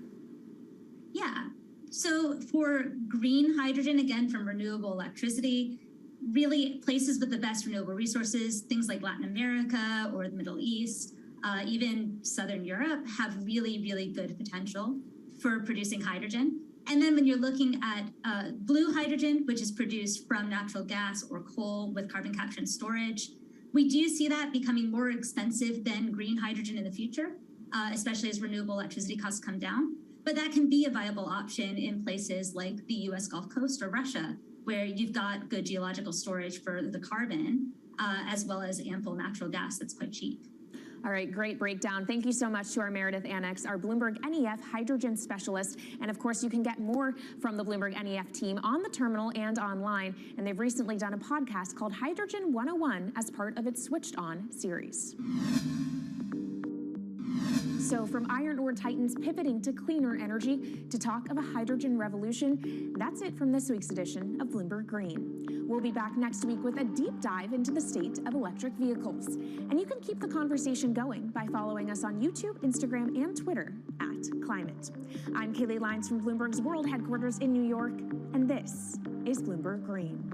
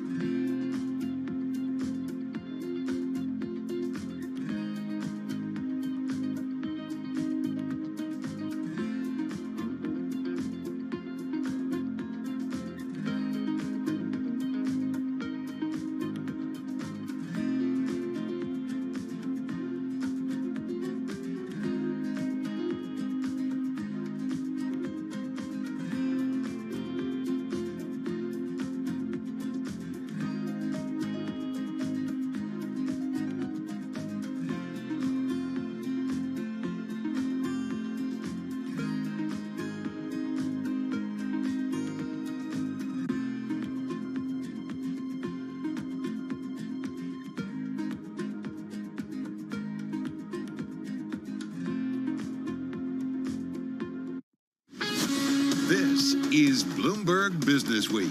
Insight from the reporters and editors who bring you America's most trusted business magazine, plus global business, finance, and tech news as it happens. Bloomberg Business Week with Carol Masser and Tim Stenivek on Bloomberg Radio. And a very good afternoon, everybody. Live from the Bloomberg Interactive Brokers studio. We are streaming on YouTube and on Bloomberg Quick Take. It is Friday's Eve, otherwise known as Thursday, January 19th, 2022.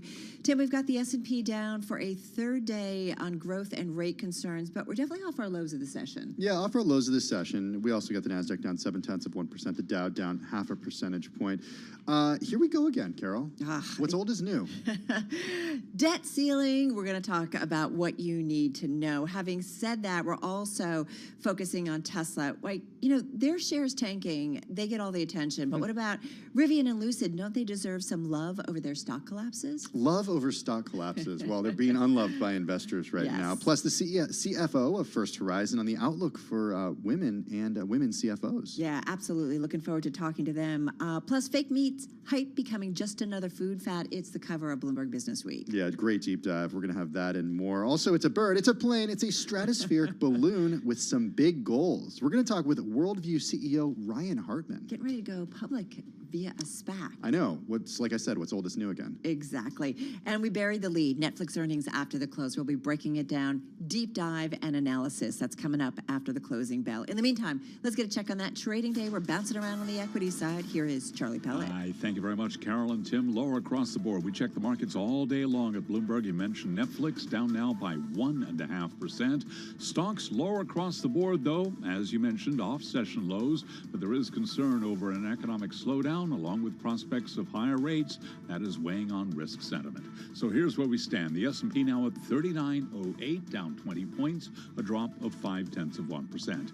Dow Industrials down now by 168 points. That is a drop right now of just about 0.5%. Nasdaq Composite Index down 75, a decline there of 0.7%. Bitcoin up 0.9%, 20,970 now on Bitcoin. The 10 years yielding 3.39%, with the 2-year at 4.11%. Gold up 1.1%, $19.20 for the ounce. And West Texas Intermediate crude oil back above $80 a barrel, $80.38 now, up by 1.1%.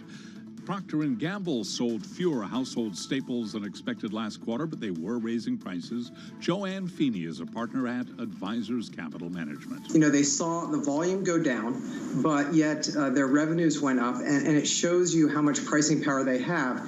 And even though consumers are buying less of maybe some of those staples relative to last year, those are areas where consumers are going to have to spend. Those are necessities to some degree. And so it looks like P&G and companies like them will likely continue to have pricing power. Procter & Gamble shares down now by 1.2%. But again, Netflix after the closing bell with a focus on subscriber growth and the crackdown on password sharing. Netflix shares, they're down now by 1.5%. I'm Charlie Pellet. That is a Bloomberg Business Flash. What do you mean, password sharing? Yeah, who does that, right? I mean, come on. All right, Charlie Pellet, thank you so much. All right, let's get to it, folks. Let's get to the market drivers report. Let's set your Business Week agenda on this Thursday, Friday's Eve. Kriti Gupta, anchor and markets correspondent over at Bloomberg TV, here in our Interactive Brokers studio. Molly Smith, economics editor at Bloomberg News, on the phone from New York City. Kriti also anchor here. She kind of does it all. Markets. I feel like they just don't know what to do. Kind of. Look, you're looking at least on the equity side. Right. On the equity side, look, you had a sell-off for most of the day, and it's kind of in the bond market as well. You've seen yields move intraday about 10 basis points, although on the surface it looks like only 2 because of that, once again, intraday move. And the equity market is selling off too. I think that is the takeaway. They don't really know what to do. The initial move lower did come off some of the economic data that's slowing, but it also came off some of the Fed speak as well. And it's a little bit of counterintuitive logic here, because on the one hand, you have more and more Fed officials saying, look, 25 basis points is going to be our base case here. You had Lori Logan over the Dallas Fed. You had Patrick Harker, the Philadelphia Fed, said that as well. And now we're going to hear more and more. Lil Brainerd even talking about, look, things are kind of moving towards the upside. I love what she said. We are now balancing risks on both sides, overdoing it or underdoing it. Yeah, and right? she very specifically said, look, we've already hit restrictive territory. And that's a big deal, because the Fed continues saying, look, we need to continue to tighten. But the downside of all the good news is simply that there is a thesis out there, and it's kind of warming up. I'm not necessarily sure if it's part of today's trade, but that if everything goes well, if there's a soft landing, there's a reopening in China, there's more growth in Europe, and therefore the U.S., will there start to be kind of another rise in commodities and therefore inflation comes back up? And that is the concern that a lot of people have. And by the way, that has influenced the Federal Reserve's decision making in terms of overshooting rather than undershooting. So there is that kind of undercurrent to the market here, but perhaps not necessarily today's tick-by-tick trade. Well, also a good reminder that a lot of, what happens is outside of the Fed's control, so they can only do so much. Molly Smith, I think I hear you on the other end of this phone line, economics editor for Bloomberg News. Oh, sorry. Joining us. That's okay. It's that kind of environment. I know you're listening too, but it seems like yesterday's economic news really kind of scared markets, at least equity markets, a little bit. We're seeing that continue today, as Creedy talked about, with some Fed speak. And it's funny, we're not kind of getting earnings that are countering that narrative. Weekly jobless, though. Oh my God. Okay. Lower than expected. I mean, come on, anomaly or what? I don't know. I What do you mean, think, the Molly? jobless claims data has definitely been choppy, and we see this a lot around the holidays too. But it is still broadly consistent with that narrative that the labor market has just not let up, and businesses are reluctant to let go of workers. So that still is very much the theme. Can we read into it? I mean, Mike McKee told us last week that this time of year, it's kind of like, you can't really read into it too much because of seasonalities. Well, yeah, that's what I was going to say next, and that's why we, look really more to like the 4-week moving average, especially when it can be a bit volatile or choppy around these times, and that's still looking very tight and at a low level right now. The one that people have been getting concerned about is continuing claims, or that's people who are continuing to file benefits and are now claiming them. They've been rising a bit steadily, so that one is a bit more concerning. Right, and that kind of evens out some of the blips, if you will. Creedy, Netflix, after the close. We're going to be all over it. We have a lot of analysis. It's a big one. We know that they're kind of shifting their model a little bit. How much could that change sentiment in the market, potentially? Yeah, it could change sentiment quite a bit, though. I mean, look, some of this is a stock-specific story, naturally, right? Because Netflix, to your point, is changing the business model. And I have to say, for Netflix specifically, and I'm sure you'll cover this later in your show as well, but for Netflix specifically, the narrative has gone from subscriber count to how quickly can you churn out content post-COVID and keep up with your Disneys and your Hulus and your Amazon Primes. They've been pumping out a lot of stuff. It's gone really quickly. Do you realize we don't have to wait another year for something for your next Emily in Paris or Bridgerton or whatever it is you guys watch? Bridgerton. Break point. Hey, Molly. There you go. But now the shift is coming more to the ad spend territory, and this is brand new because now when you look at comps for Netflix, you're comparing them to a completely different sphere. Molly's macro, unless you're talking about you mean Netflix. because of where we were a year ago? In terms of what companies you're comparing Netflix to, because you can no longer compare Netflix to, say, a Disney, for example, because Disney isn't ad supported in the same way Netflix will be. Okay. Sorry, Tim. That's okay. I'm just in that mode. No, that's okay. You ruined my joke, but that's okay. I was going to say. Oh, go for it. Yeah, I was going to say that Molly's macro, unless you're talking about Netflix or tennis, those are the micro. Tennis yes. For her. Molly's very big on I don't even tennis. know how she's awake right now because I know she's staying up all night watching the Australian Open. Well, I mean, really, the big story was Andy Murray and Tanasi. Tanasi's going till 4 a.m. in Melbourne, conveniently around midday in New York. So I've had a great morning. Oh, okay, good. I didn't know I didn't know the time change was like that, so that's good. Do you feel like you're surrounded by women like Bridgerton, It's Andy Murray? fine. Andy Murray, come on. I'm a big Andy Murray fan. Molly, before we want to go back out macro, though, and talk about sort of the next catalyst. I mean, what's on your calendar? What should traders and investors be looking at? I would say probably to look over to next week that we have an estimate of fourth quarter GDP coming out Thursday and real personal spending and incomes on Friday, as well as the Fed's PCE inflation gauge, and that's the one that they prefer to look at. So not too much probably in the way of the housing data that's coming tomorrow. I think that story is pretty well spelled out and not really many surprises to come there, but the real spending data will definitely be interesting as far as how the consumer ended last year. Real quickly, Creedy, 10, 15 seconds. What are you focusing on? Is it earnings? It is earnings. I want to see, to your point, whether Netflix actually impacts the broader market. That's a big question for me. All right, going to leave it there. Hey, guys, thank you so much. Creedy Gupta, anchor and markets correspondent here at Bloomberg, in studio with us. Molly Smith, economics editor, tennis lover, and so much more at Bloomberg News. She's on the phone in New York City. One thing I didn't hear them say that was on their radar was the debt ceiling. You know what? It's on my radar, and it's on the radar of a lot of people in Washington and outside of Washington as well, Carol. Again. Yeah, again. I mean, what's old is new again. Look at this. The battle over the debt ceiling. You know, the maximum amount that the government can borrow, a limit on national debt. We've seen this movie before, Carol. Yep. Bickering back and forth between the parties and the branches of government. Meantime, we saw some headlines earlier. The Treasury Department, led by Janet Yellen, beginning the use of special measures to avoid a U.S. payments default after the federal debt limit was reached today. With where we are on this, let's head to the nation's capital, Washington, D.C. Check in with Bloomberg News congressional reporter Laura Davis, and she joins us on the phone in D.C. Laura, good to have you here with Tim and myself. So where are we in this process? So we are about 6 months away from when things really start getting hairy. The Treasury Secretary announced they've started using these, what they call extraordinary measures, though really, if recent history is any guide, they're just quite ordinary. These are the special accounting tricks that they do when we're getting close to the debt ceiling to sort of slow down that process to give lawmakers a bit more time to come to a deal. Okay. That, however, is the big question mark. Very unclear how this all comes together. You have the Republican-controlled House, including some of these most conservative members who said they want to extract some spending cuts as part of this deal, and you have the Democrats in the Senate, as well as Joe Biden in the White House, saying no way. So that's where we are. They have a little bit of time to figure it out, but it's going to be a really messy and difficult negotiation going Carol and I are both a little confused on timing here because there's some things. 6 months. Yeah, well, but it's what Joe said to us yesterday. But at the same time, if we go that route, Laura, doesn't that mean that we could start to see some sacrifices in terms of who gets paid and who doesn't get paid? We could start seeing that kind of once we hit that X date, which we don't know. It's going to be sometime this summer, perhaps as early as mid-June. But that can all change depending on just the level of money coming into the government as well as the level going out on different expenditures. So any sort of big crisis could totally impact that. But the closer we get to whatever that date is, markets are going to start to get a little more spooked, and people are going to start to get worried that they're not going to get paid. And that ranges everything from bondholders to also Social Security recipients, school lunch programs. There's a wide swath of recipients of government money that are at risk here. Yeah, this is real, and it's also scary in terms of the idea of what it means for the U.S. and its credit rating, because remember what happened, We've a little over seen a decade ago. Yeah.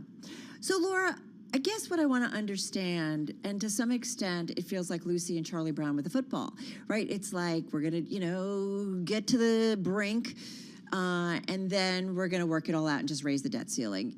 Unlike states who have to have a balanced budget, the federal government doesn't have to. What's the significance of the process and either not staying within our spending limits or just raising it again? Yeah, so this has really been kind of the debate in Washington for the past several years, particularly under Trump and during the pandemic when we saw spending really just skyrocket here. The Republicans are saying, look, we're not going to take this anymore. We want to cut federal spending. The Democrats are saying, look, that's fine. Well, really, that's not fine, but that's a separate conversation. This debt limit discussion is about money we have already spent and honoring obligations, that have already gone out the door. And these need to be two separate conversations. Democrats in general are not interested in cutting spending in general, but they're really opposed to tying these two things together. And that's where we're going to see just the pain really hit the wall of, who ends up having the upper hand. Is there a group of moderate Republicans who, decide to move with Democrats and say, nope, we're going to move this debt limit without this? Or is this going to be a really, really difficult and potentially, economically calamitous negotiation between Republicans and Democrats? How much power does Kevin McCarthy have, and what's his position right now? And I asked the question in the context of how difficult it was for him to gain that leadership role. Yeah, so McCarthy's in a really precarious position here right now. What he's saying publicly is that he wants to find a way to have, these spending cuts, but also, pass the debt limit or raise the debt limit rather. And there's not a clear path for that to go forward right now. These are sort of, he's kind of in some ways, having his cake and eating it too. Where it's going to be really interesting to watch is, does he defer more to that right flank, the really conservative members who, remember, at any point can call for a vote of no confidence in him and replace him throughout this process if they don't like what he's doing? Or does he look to his moderates to sort of help save him here because he doesn't want to act? There's this saying in Washington about, a lot of times you have people voting no but hoping yes. They don't want to vote for it, but they, realize that the consequences are so bad if they don't. They hope that someone else steps up to the plate and takes that hard vote for them. As somebody who watches the comings and goings of Congress and the nuances and, the tone and demeanor of each new Congress after a midterm election or a presidential election, what is it that you're watching for in terms of relationships to kind of speak to that functionality of the U.S. government overall? It's really curious to see, how Kevin McCarthy has structured both his committee chairs. In a lot of cases, he opted for more conservative members than some were expecting, and kind of who is his informal advisors, both the people on his official leadership team, but also the people who he's bringing in to these negotiations. We've seen some more fiscal moderates, people like French Hill, people like Patrick Mahenry. These are, longtime veteran lawmakers, very attuned with fiscal markets, financial markets. So this is something that, that bodes well for these negotiations. But remember, he's got this pressure from a much larger, bigger group of conservatives that are rebellious and not afraid to show their power. What's the next date we need to watch for, the next shoe to drop in terms of this? Really, it's all about rhetoric right now. So we're going to be seeing, both sides staking out really sort of extreme positions, but be looking for when the language starts to change. And of course, keep an eye on Treasury. If they're saying that X date is getting closer, we could, have sort of a perfect storm of confluence happening. Any chance for $1 trillion coin like Joe Weisenthal and the Outlots podcast? It will be discussed. It will be discussed. We'll see if that happens. I love it. I love it. Interesting times. Laura Davison, thank you so much. Really appreciate it. What?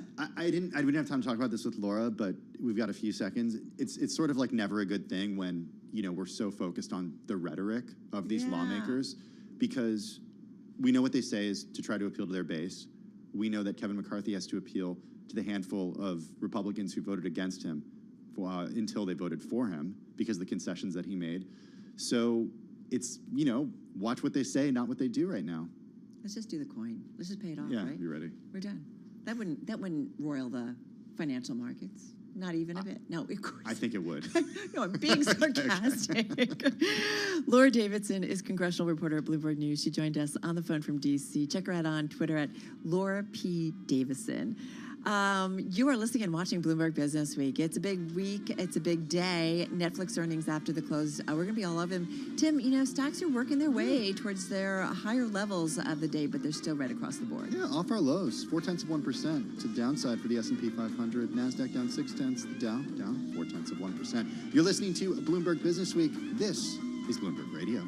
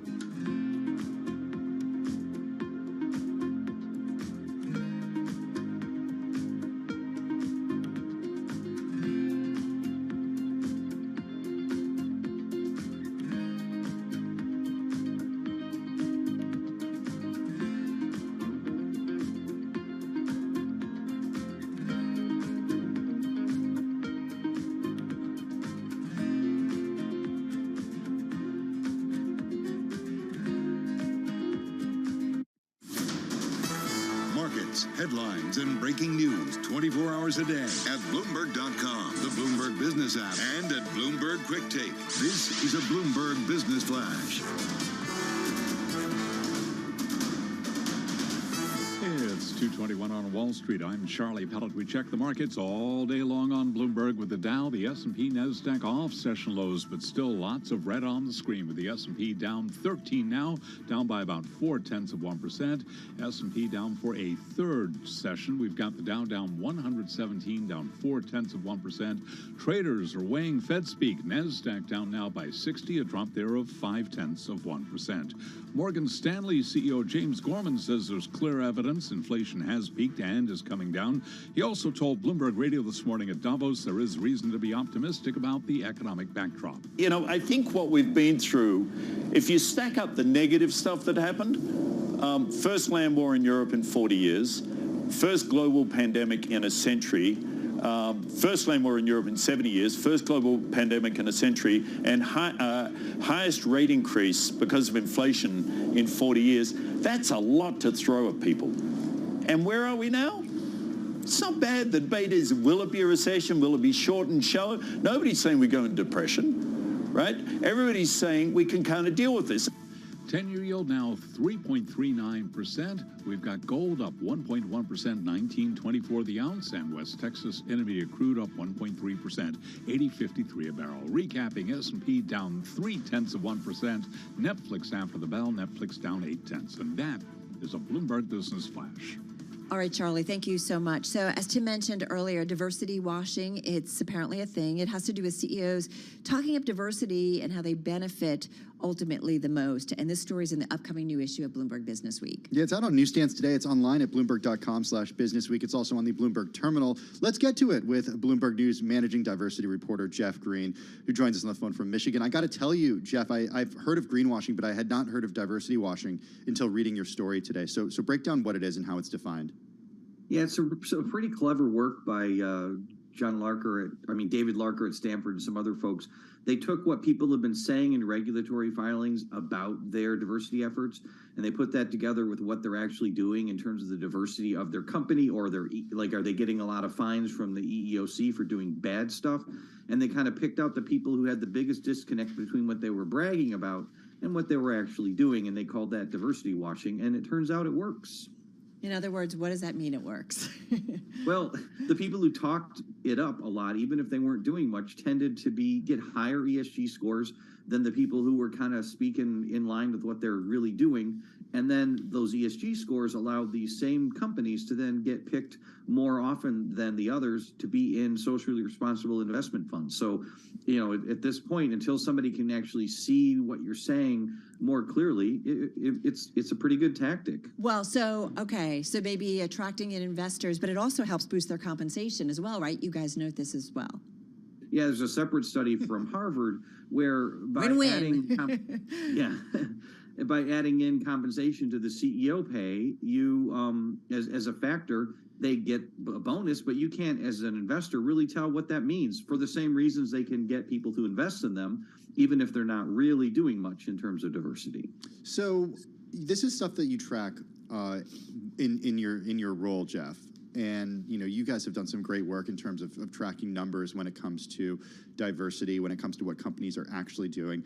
What do companies talk about when they say they're doing this stuff versus what they're actually doing? Like, you know, the proof is obviously in the data and it's in the numbers, but what are companies saying versus what they're doing?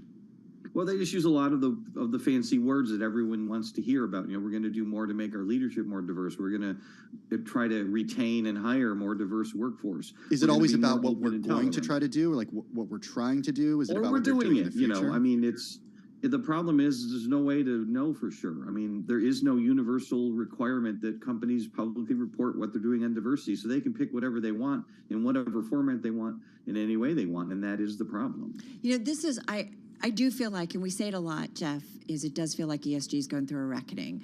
And, you know, Tim and I talk about it's not going to matter until you really have metrics that you can apply to company to company to company. And then when a company reports their quarterly, that's part of the assessment, and they get rewarded or penalized, you know, if they don't meet those ESG metrics. But I feel like we have a ways to go. Where are regulators on this? How does the SEC, if that's the body that should be in control of it, how are they moving forward to figure it out? There really hasn't been a concerted effort to get at this. I mean, to be honest, we could fix this tomorrow. Every company puts out what they call an EEO-1 form every year, shows the gender and racial breakdown of their entire company around like 9 or 10 classes of workers. They have to do it every year. They do it, but it's private and they don't have to release it. And maybe a couple hundred companies are, but not, tens of thousands. So if everyone just said, here's our EEO-1, we could really start to see company to company what's going on. But companies are uncomfortable with it because, well, they say that they're outdated and they don't capture things correctly, but also they tend to make them look bad. Jeff, for someone who does this day in and day out and knows the research, knows what's going on, I mean, how difficult, though, is it in terms of reporting to kind of call a company out? Yeah, I mean, you got to basically, they got to call themselves out, to be honest. It's really difficult unless you got a whistleblower to know for sure what's going on. And occasionally, ironically, the companies that are the most open are the ones we can call out. So the companies that are actually trying to play by the rules are the ones most likely to get burned by this. And that's kind of, I guess, the price they pay, because they say, well, we're trying to set the tone, to get other companies to follow. But most of the time, what it means is they're going to be the ones out front getting their, the whack-a-mole is going to get them first. Isn't it a little concerning that this is the results that we see from this study, and now it sort of gives companies